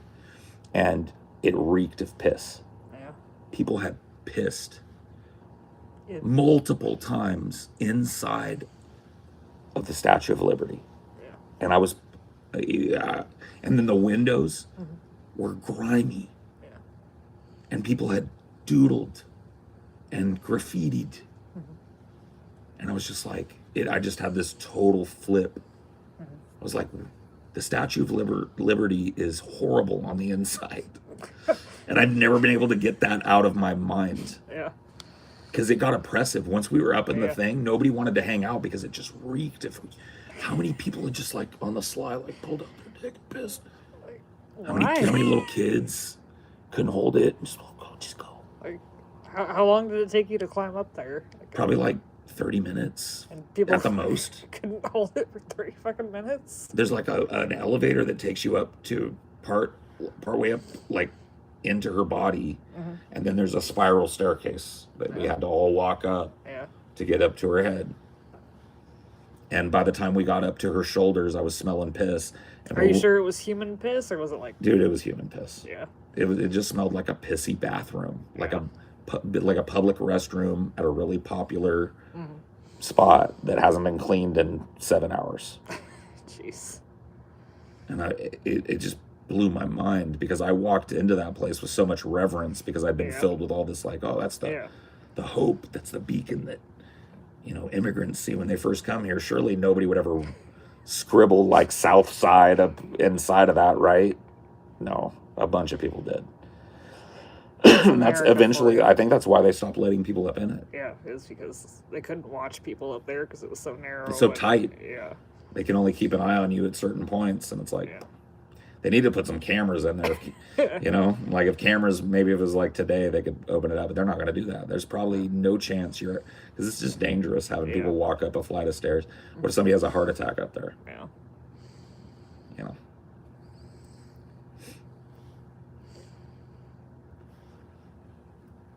But that was an experience I'll never forget.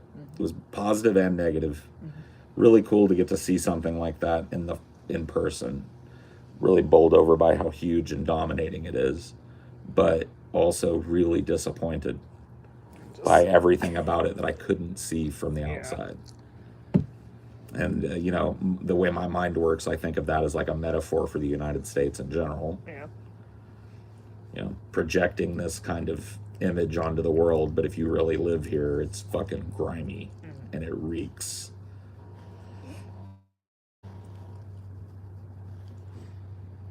I'm so glad you didn't fall for the Space Needle thing, because that was the most disappointing touristy thing I've ever done in my whole life. Yeah, somebody, I can't remember who it was, but somebody in the DP fan base at that time put me up on game about Seattle. And I was like, well, thanks. They just told me, don't even do it, dude. It's overpriced. It's crappy. You can't hardly see out of it because there's a net all the way around. It's just stupid. It's a total waste of money. I was like, okay. Like, it's expensive to even get up there, let alone get there.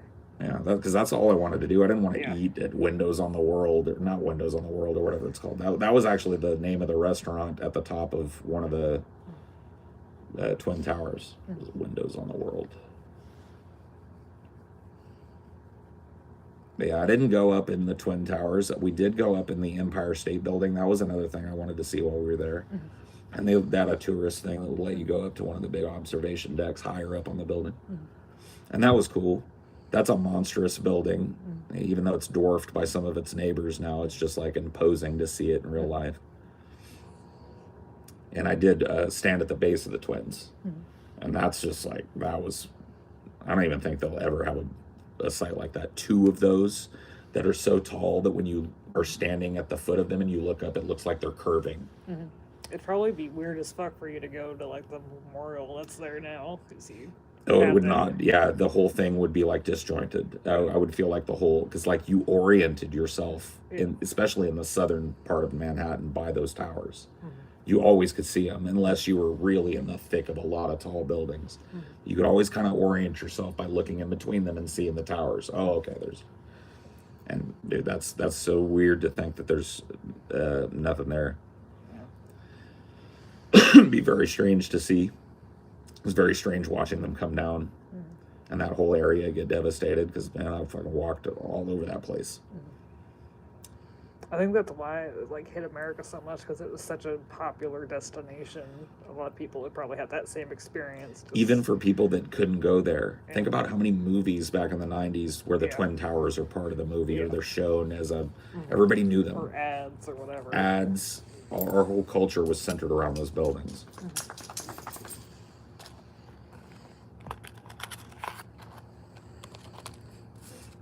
Paul was on DP and one of the Twin Towers, but it's just a coincidence that they both went down in flames. Wink, wink.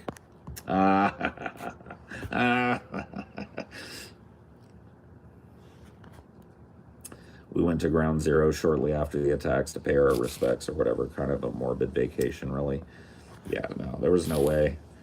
Dude, my mom is already so adverse to flying. There was no way anybody in the family was getting on a plane after 9/11. Just wasn't happening.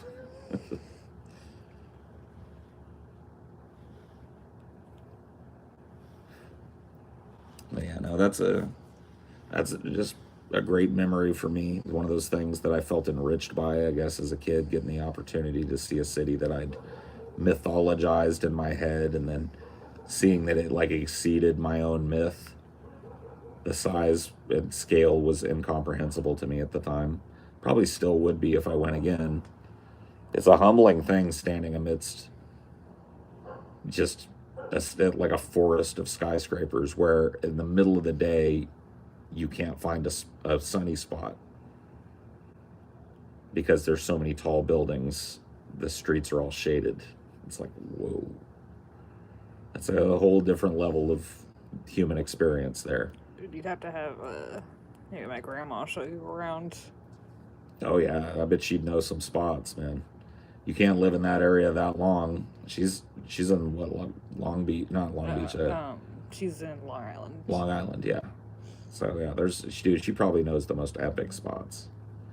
She knows all the best restaurants, all the best little places to fucking. Yeah, like probably all the stuff that's not even in New York City proper. Yeah, well, just anything in that area, I guarantee you, she knows. What we could probably give her a list of things we wanted to do, and she'd give us the best of all of it. Yeah. Like, I would like to recreate some aspects of that trip. I would love to just get some kind of like walk up Italian, do like a little foodie kind of tour, go get some real authentic, pastrami on rye. Just kind of like do a little food kind of thing and see some of those sites, again. Just maybe take a walk through Battery Park during the day, take a look at the statue, and see if they're doing a tour of Ellis, because that was really neat. I did like a ferry tour one time. I don't know if you did the ferry thing. We took a ferry out to the island, but there's like a tour that takes you like out around. Yeah, we didn't end up going to the Statue of Liberty, but we just kind of passed it on the ferry. Yeah, that's kind of neat. That might be kind of cool. Definitely want to plan better so that we don't have to try and sleep on a tourist bus, because it's probably way more expensive now. Yeah. It was a decent exchange for 3 hours of sleep, at that time.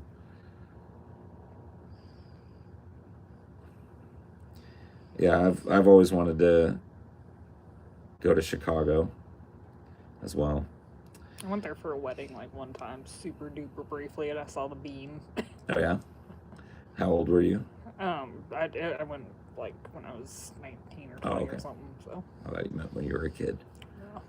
Yeah. Just passed by the bean. Flicked the bean. Yeah. The big shiny bean. Yeah. I'd love to go see some of Chicago, eat some food down there, listen to some jazz down there, go to some art galleries down there.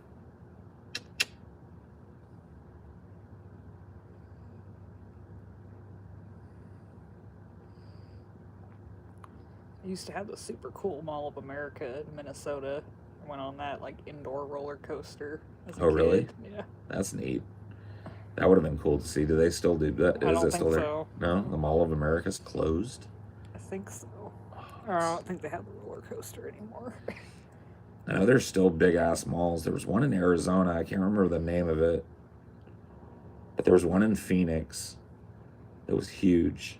And it had a, what the fuck is the name of that restaurant? It's like a jungle. Oh, that Safari Cafe or whatever? Something like that, yeah. Rainforest Cafe. Rainforest Cafe, yeah. Yeah. And I remember that was the first time I ever saw one of those, was in that weird, the mall was huge, man. You could just walk all day and still be in mall. A big ass mega mall. Hey. What?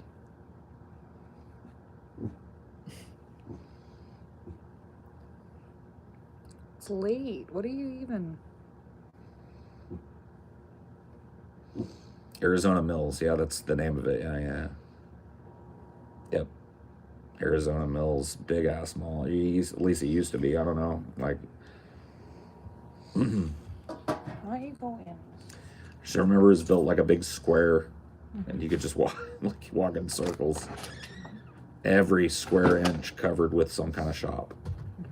Any shop that you can think of, any type of thing, fashion, gadget, toy, electronic device, video game, any kind of weird little kind of touristy mall type of thing, it was there. Like the food court there was epic. It was like, big name like theme restaurants and every type of mall food that you can imagine in this giant like whole section of the mall. Yeah, malls were pretty cool back in the day, honestly. Fun little places to like socialize. I never had much money to spend at the mall. And when I did, it went fast, man. It was very rare for me to want to go to the mall to get something. Sometimes I had to. I had to flex a little bit. And back in the day, if you wanted to flex, you needed a bumper sticker. And when I was a kid and an edgy kid and I just got my first car, I had to have a 9 Inch Nails bumper sticker, dude. I had to have that NIN. And thankfully, it was pre-internet days. Couldn't go to Amazon. I probably could have maybe found somewhere to order it, but so it was an online shopping days. So I had to go to Hot Topic. Hot Topic is wonderful. Or it used to be. Did you ever go into a Spencer's? Oh yeah, Spencer's too. I had to have that NIN, man. Had to have it. And then there was this thing, I had to complete it. I wanted the 9 Inch Nails on one side. And then you guys remember the Darwin fish? So back in the like 80s and 90s, Christians would put this like little chrome fish on their car because it's like I guess it's a symbol of Jesus or whatever. And then like they started making these like edgy in the 90s, these edgy like fish that had legs, and it would say Darwin. So I had that.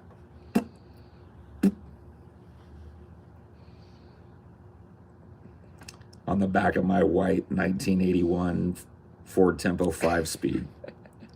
Flexing. Would you want to recreate that or no? Oh my God, yes. If I had an absurd amount of money, I'd just get one and put a big fat system in it and cruise it. Dude, I felt like a king in that car, dude. Yeah. You want some more water? Yeah, please. Or you want Coke in it? No, water would be great.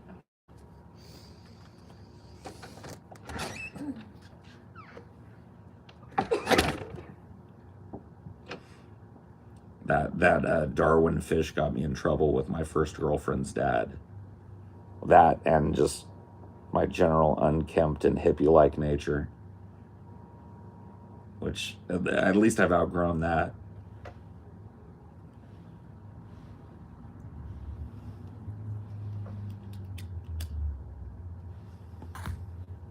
But he hated that Darwin fish.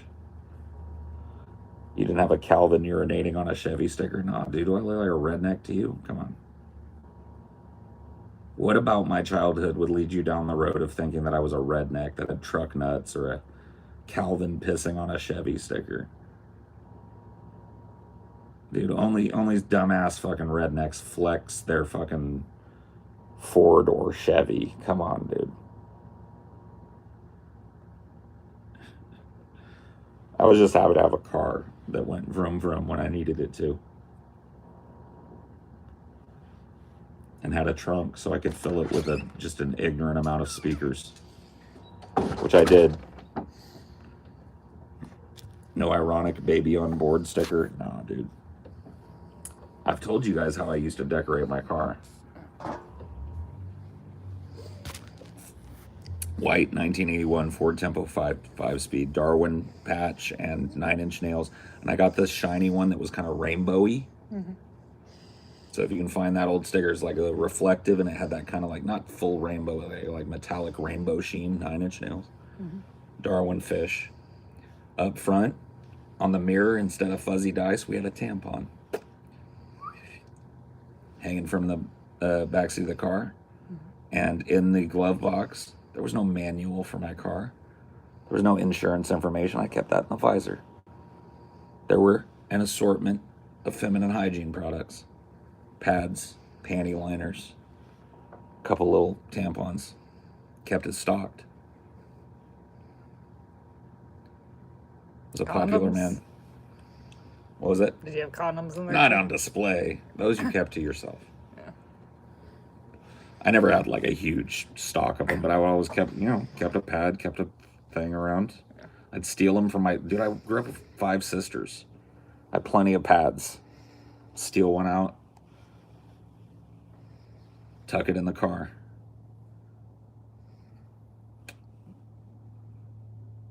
Telling you, man. It almost worked.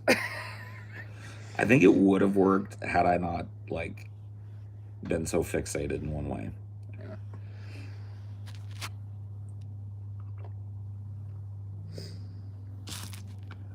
One of the things I didn't learn in high school that probably would have helped me out a lot, I didn't appreciate how quickly word spread amongst people. So it was there was a very if somebody knew that you were into somebody else, it was considered to be disrespectful, even if you didn't really know the other person involved, to infringe on that. Now people would do it, and that was a big drama thing. Somebody's we used to call it we're talking. I'm talking to. And before that was going around, whatever. That was not dating, but we're we're kind of seeing each other. And if you were in that state at all, it was seen as real disrespectful to cross that line with another person at a party or whatever. And so one of the things I didn't appreciate is how quickly word got around. And looking back on it with the benefit of hindsight, I can see it. Because I actually got to a point where I was telling everybody, I was just I'm fucking done with this shit with Tammy. I'm not going to spend my whole fucking high school years chasing after a chick, can't make her mind up. You know what I mean? She keeps switching up her game on me. She's not interested, she's interested, blah, blah, I'm fucking done. And I just, told my little group of friends, well, dude, within a couple of days, I was getting hit up. I had, girls approaching me. I ended up dating one for a really ill-fated 2 days. I was a senior, and I dated this little freshman for 2 days. Very chaste relationship. We barely held hands or kissed. And then, immediately, and I wasn't even all flamboyant about it because she was a freshman, I was a senior. We didn't have a lot of classes together. Yeah. So our relationship basically consisted of me sneaking her off campus at lunch for a couple of days, which you don't want other people know you're doing that. So it was a very secretive relationship, but even so, within 24 hours, the chick that I was all entangled with found out and went fucking ape. And it wasn't mad at me. It was this poor little freshman girl. She pouring venom on this poor little she's a fucking senior like me. She had no excuse. And so I broke up with the little freshman girl who never forgave me for it, but it was just going to be ugly, and it was going to go that way anyway. You know? You were going to... I was going to fold eventually, and I didn't want to be a dirtbag about it, so I kind of broke up with her, and that was that. And, but there were, dude, during that little span of, a couple of weeks or whatever, I went to, little get-togethers, and chicks that were single were, they were tossing me vibes and shit. Did she domestically abuse you? No, we never lived together. How would she domestically abuse me? This is a high school, flirtatious little proto-relationship we're talking about. Not a live-in girlfriend situation. But you don't live in with your girlfriend unless you knocked her up in high school. Even then.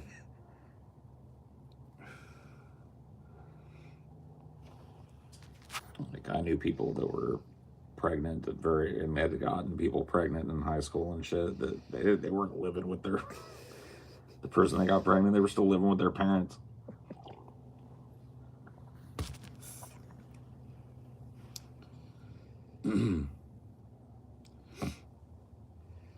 You keep in touch or know what's going on with them? What are you talking about?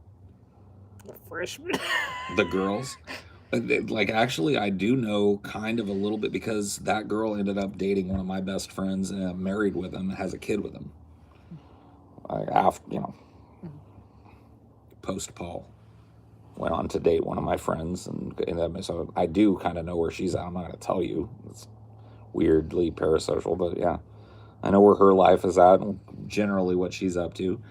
The other one, the one that I spent most of I really honestly have not heard or checked in on that in a long time.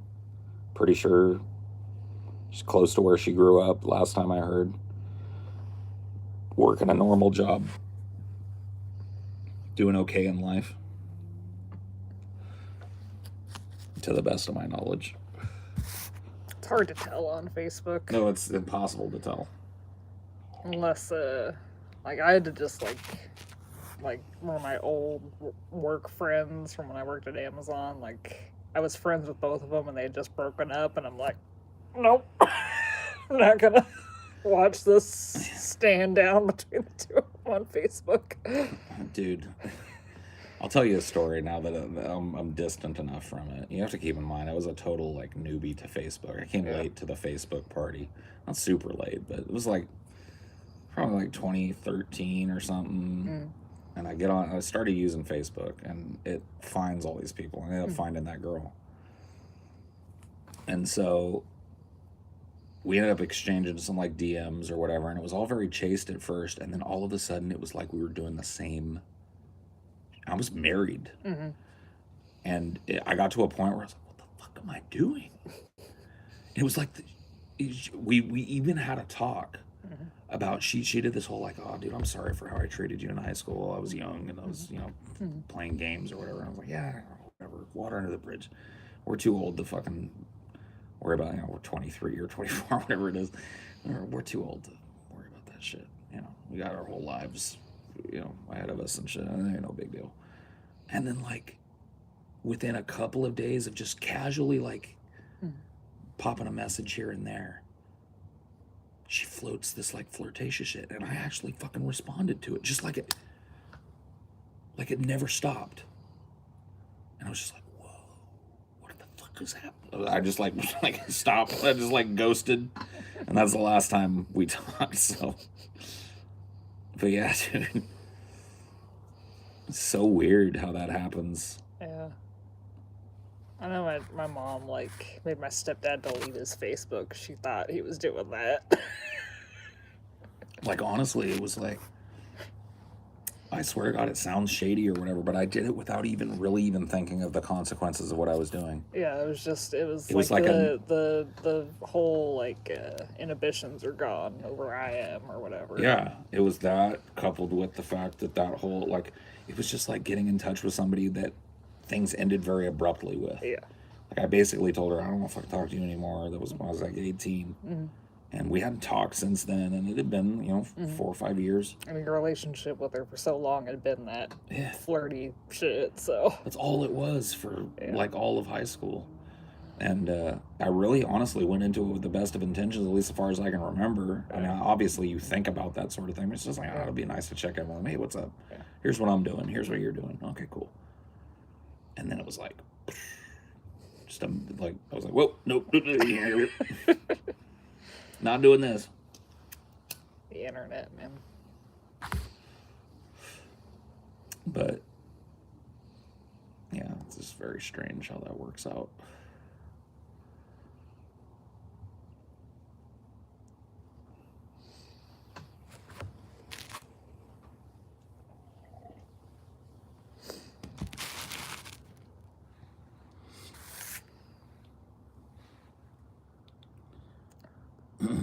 The weirdest thing that happened on Facebook was, like, someone did, like, a quote-unquote, like, April Fool's post on Facebook that they had gotten an abortion, and that, like, started a whole thing, and I got all pissed at her.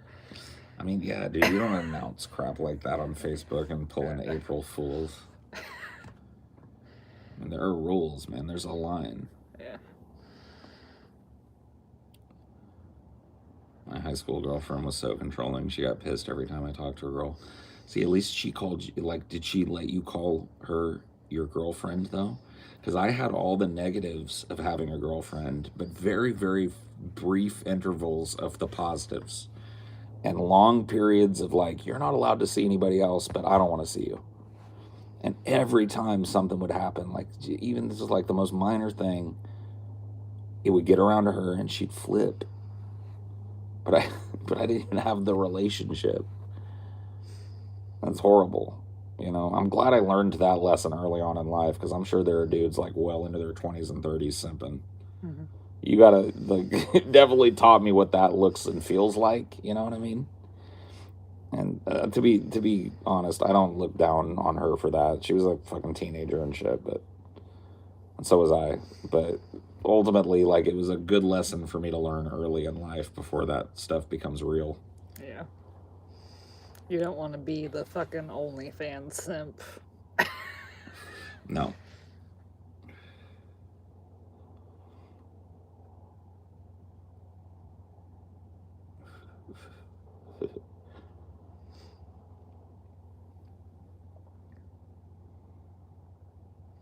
I also learned with my first real relationship as an adult, to be on the lookout for a distinct lack of anything that feels like jealousy, because that can be a bad sign as well. Are you supposed to tell people if your life sucks? Lie? Huh? What do you mean? My first boyfriend out of high school accused me of cheating when I wasn't. He was actually the one cheating on me. Yeah. I mean, that sounds about right.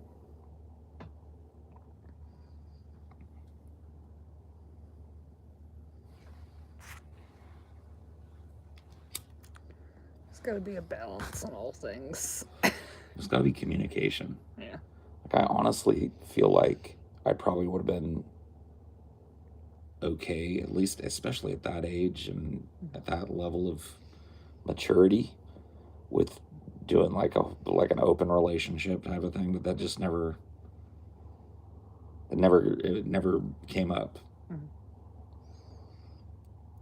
Definitely not my cup of tea. But if you're gonna try it, try it. But that never came up, and so ended up being a big old cheat-a-thon. My dumb ass sitting around ignoring all the fucking blaring warning sirens.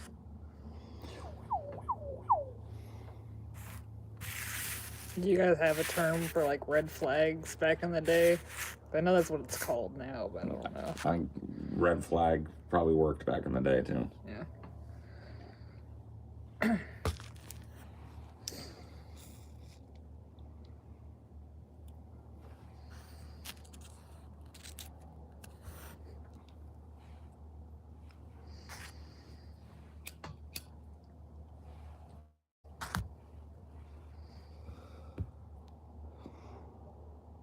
It's pretty crazy. I don't know. Human relationships and whatnot. Mm-hmm.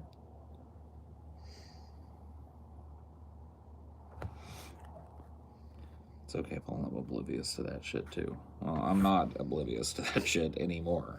I was at one point in my life and learned, like most people do, the hardest way. Rather than going to the bar and tipping my favorite waitresses, I'll give Paul my money. Hey, look at you. You have favorite waitresses at a bar? That's a road that doesn't lead to a happy ending, bro. You're on a sad road and you need to take the next exit towards Happy Town. Well, that's what he's saying. He doesn't do that. Right, good. Yes. That's a marked, like sitting around at your house and watching a streamer and giving them $5 that's an improvement. Because if you've gotten to the point where you got favorite waitresses, you've got it, you've developed something of an unhealthy relationship. He's on the highway to Simpville. Yeah. Oh, man. Simping ain't easy. Truth. Been there, done that. You got issues, pal. Me? I don't know, maybe you're talking to that other guy.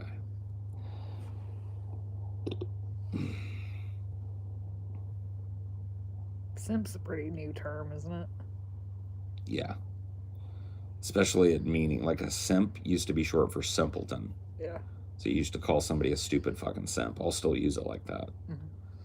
But it did not mean like somebody that was whipped. Yeah. You're whipped or you're whooped. Pussy whipped. Some variation of that. Oh, she's cracking the whip again. Oh, you whooped. But even that implies a closer relationship than simp. Yeah. Well, that's because there wasn't a lot. There were people doing that, but not enough for it to be a cultural thing. Simping has increased with the internet. Yeah. In the pre-internet age, simping had not yet reached the apex that simping has reached now. Yeah. Because there was really no metric by which a dude could just anonymously send a chick thousands of dollars. You know what I mean? Like, Yeah. So simping had not yet achieved its final form, and the internet made that possible. And now there's a whole different level of simping that's even possible, man. Yeah, I mean, the worst thing you could be is like whooped, being in like the relationship I was in, where you're in this relationship where you get very little out of it in terms of physical intimacy or otherwise, but you're also expected to straighten up and fly right around other women or whatever the fuck. That was our version of simping. Mm-hmm. What do people get out of simping for someone they don't know and will never meet? I think it's parasocial kind of connection, right? Mm-hmm. It's the feeling that even though you'll never meet this person, you can kind of retreat into the fantasy that every week when you give your $5, he, she, or they remember you. Mm-hmm. You can pretend that other people aren't doing the same thing. Right. Yeah. And that there's some kind of like spark that may develop down the road. Even if, in your right mind, that that's completely and utterly absurd to think about. There's a little nugget of that fantasy that maybe she'll notice my $5 things and send me a DM one day or respond to the like sad list of unresponded to DMs that I've sent her or him. Maybe that like you get a chance to get that, but like the people that do this, they're never gonna do that. Except for that one dude that lived in that chick's basement or attic or whatever. Yeah. Weirdest phenomenon is sugar daddies or mamas who don't physically meet the sugar. Yeah, that is a thing. Yeah, they call it like findom, financial domination. Oh yeah. That's very strange. Like getting turned on by being ripped off.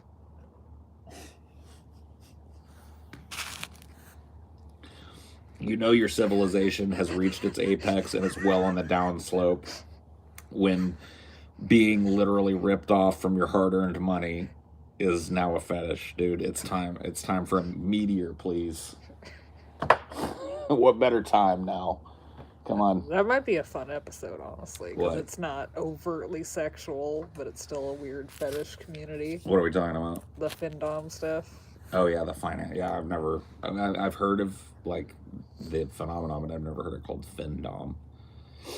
Yeah, that might be an interesting one.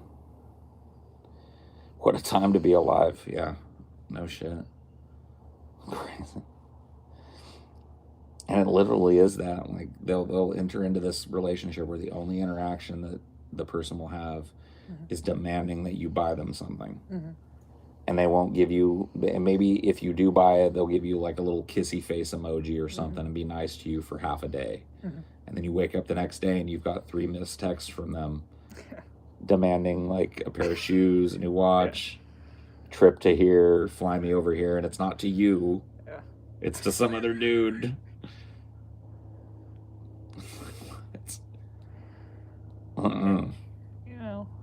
Maybe money means something else when you have a certain amount of it.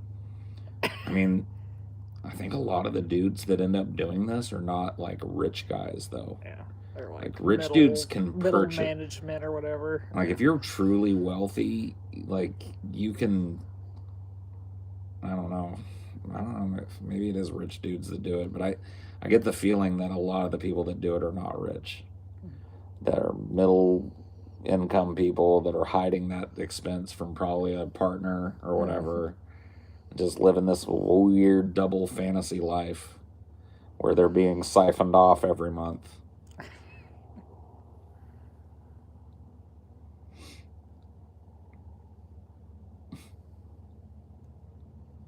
It's just crazy.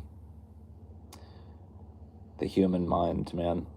Humanity in general. That's all I gotta say. Fucking. I mean, I think I Ponderous. understand it more than I understand like statue lovers. Or like objectum sexuals. Yeah. People that fall in love with bridges and Yeah. fences and stuff like that. I don't know. I don't know which one's more psychologically.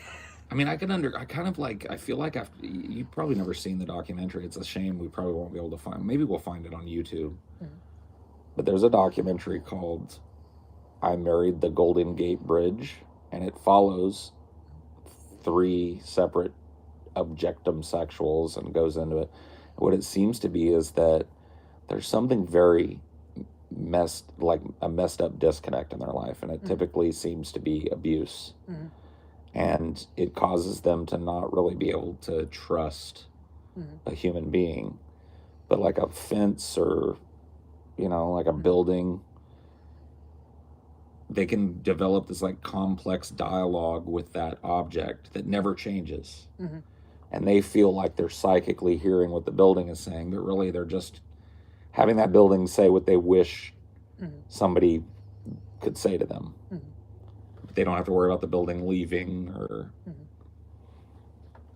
And so, like, I guess I can understand the psychology of that. I may not be able to understand the, actual attraction, but I can get that. But the whole financial domination thing, especially if you're just, I can maybe see that developing in a rare case or two amongst really rich people. But the fact that it's like average people that are like working a 9 to 5 or whatever, sneaking off money to buy shoes for people, that I can't. The psychology of that is, I mean, maybe it really is that desire to be dominated and knowing that they can't get that in person, and so the best way that they can get it is to have somebody just exploit them in that way. Maybe.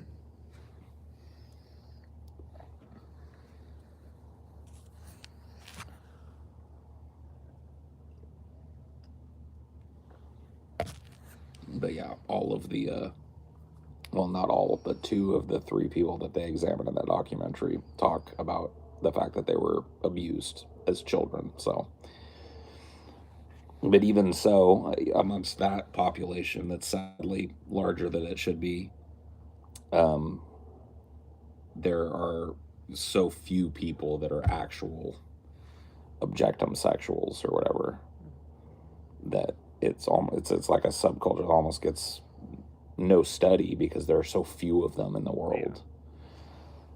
The ones that do come up into the limelight, are the extreme examples. Like not only that, but they get ridiculed, which further, de-incentivizes anybody who's actually like, because why would you don't have to tell anybody about that type of relationship. It doesn't require another person. It's a dialogue that exists wholly in your brain with an object that can't tell anybody any of the secrets you tell it. So there might be way more of those types of people than, Who knows? There could be fucking, like, all kinds of people, like, quote unquote, together with the Empire State Building, dude. Yeah. They'd be cheating on each other. Well, that's the thing, is in that documentary, they actually have like a little moment because 2 of the women that they brought together to do the documentary are both having a relationship with the Eiffel Tower. Oh. But they've worked it out amongst themselves that, like, because they have relationships with other. They're usually not monogamous. Like these objectum sexuals usually have 5 or 6 different objects that they're carrying on this kind of relationship with. And so amongst their very small community of them that actually talk to other people about it, they had to get over that real quick. There's another one, the other lady that's kind of covered in it.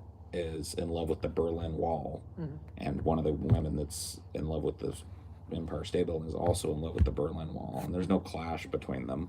Yeah, I guess it's just so huge and Yeah. so complex.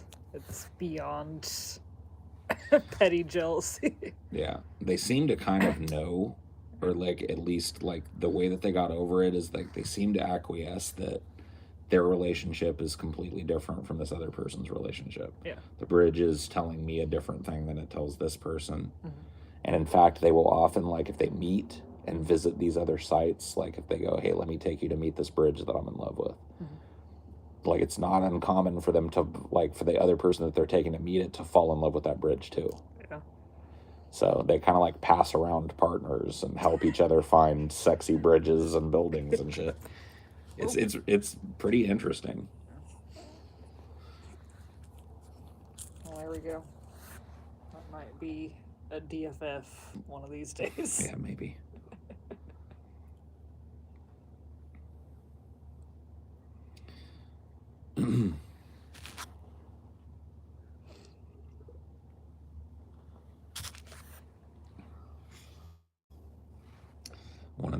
One of the women in it is in love with this carnival ride. It's one of those, like, you ever seen those ones you sit in? It's like a boat and it goes up and around and falls down and goes up again, swings around in a big arc. It's one of those, and she's in love with it. It's like, I guess, permanently installed at some carnival that's closed in the winter, and she goes every summer to ride it. And then, like, in the winter when it's all closed down, she walks into the little park that it's a part of and, like, scoots up underneath parts of it and, like, does her whole business with it. They actually film some of it. It's very, very interesting because she's like a person that, like, it's some they actually talk about in the documentary. The one that's in love with the carnival ride is a person that actually, like, will vocalize both parts of the dialogue instead of having it in their head. Like they will, because so they actually catch her. It looks like it's almost at a time where she maybe thinks she's not being recorded or whatever. But she's like doing both sides of the dialogue. She's talking to I can't even do it, dude. It cringes me out so much, dude. It's just so but she's just like going back and forth with it. Like she's doing its voice and then her voice. It's just a very like movie-like seduction scene, but it's a person seducing themselves, pretending that the other part of the conversation is a carnival ride. The brain is weird. Yes. What? What do you want? You want to go in? Let's go in then.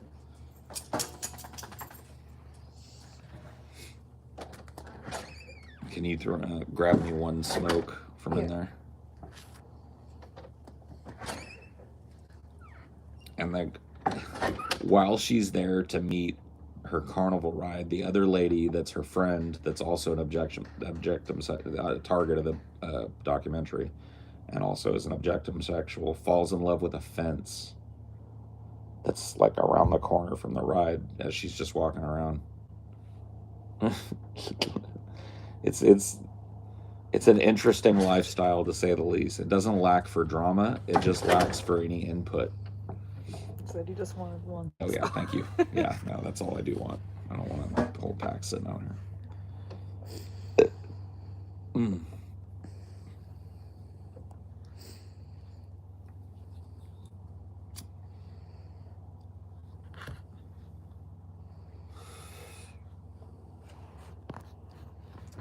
Shit, people donated and I might have missed that shit. That's fucked up. Did I miss somebody's fucking shit? Let me see. I got it. Nope, I read that one. I think I got them. Anyway, if I missed your thing, just say it again. Sorry about that. It's off in my own little world. Talking about object sexuals. Yeah, dude, yammering away.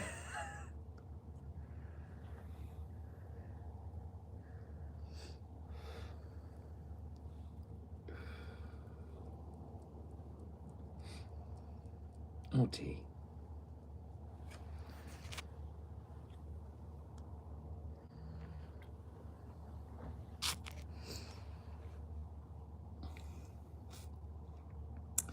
But even then, like, dude, I wrote one of the Apple Nasty songs I wrote back when I was like 15, 16. It's about having sex with a beer can. Yeah. So maybe I'm a closeted objectum sexual. Maybe. Maybe I'm trisexual.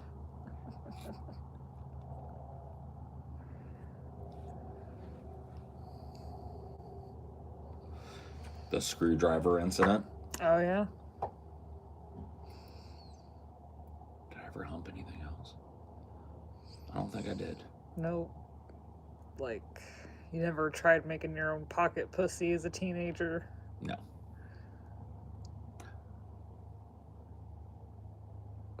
Shampoo bottle. Oh. When I was young, I would poke it off in a shampoo bottle. Dude, I'm an objectum sexual. That's the point of the song. The song is, it's supposed to be funny about like how inadvisable it would be to have sex with a beer can. It wasn't an actual, like, it is very descriptive though. I'm not going to go through all the lyrics now because I live in a neighborhood, but let's just leave it at that. It's a very descriptive manual of what never to do with a beer can and a penis that you care about. But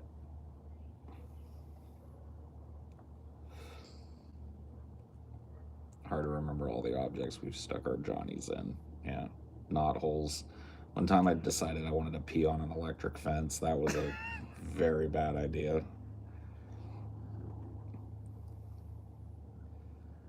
Did you know it was electric? Yeah, 100%. It was our electric fence that was around the goat pen. And I knew it was electric. I also knew how to turn it off and on and how to avoid it and everything. I just had to take a leak one day and I had a fucking wild hair and I was like, here's what I thought in my brain. And this is the stupidest shit. But this is, you know, keep in mind I'm like 8. I thought, dude, if I'm peeing, is going out of me. So the electricity can't go against, it can't swim back up against the stream. I didn't understand, like, Currents. Currents and conductivity and all that yet. But I thought it out in my brain. In my brain, because the pee was going this way, that I would just pee on it and like sparks would go bzzz, and it would be cool. No. Soon as I crossed with one of those wires, dude, it literally blew me off my feet. You're lucky, man. It wasn't like a deadly one. Yeah. It was like, it was one that was made to be uncomfortable if our goat tried to fucking chew on it. No, I know that. But it was enough still, voltage it could to, have. like, Maybe that's what did it. Maybe that's what. maybe so. It just killed all your sperm, Yeah, right dude. out of there. Just fried my epididymis or whatever. I mean, that's the secret. Maybe so.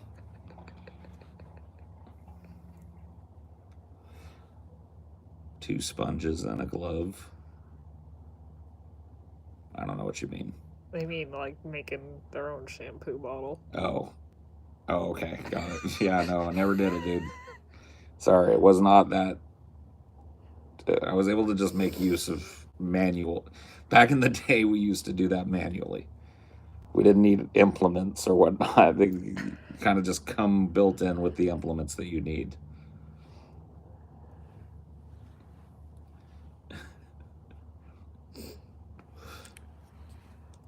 I'm sure that they sold shit like that, but it was nowhere near as popular as it blows my mind some of the stuff that they have now. Dude, I went with one of my friends in high school to sex shops for fun. Yeah, I've got been to like a couple. $100 like flesh butt. Oh yeah, dude, I've seen those. Yeah, we used to go when we were teens. As soon as we turned 18 and we're allowed in them, everybody was curious. So we used to go just like walk through them and yeah, I've seen like those real hyper realistic back ends of a woman that you can. So No, not like the whole thing, just like the flashlight thing, but it was a butt instead of a pussy. Got it. Yeah. It was $100. Jesus, that's expensive.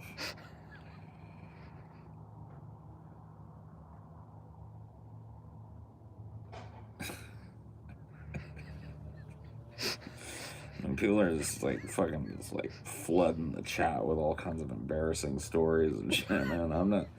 Look, I don't want to hear yours, man. I don't even want to think about mine. This is painful for me to go through. I don't want to go through your pain too. No, it's just, whatever. To each their own. I'm glad that stuff is out there for people that want it, but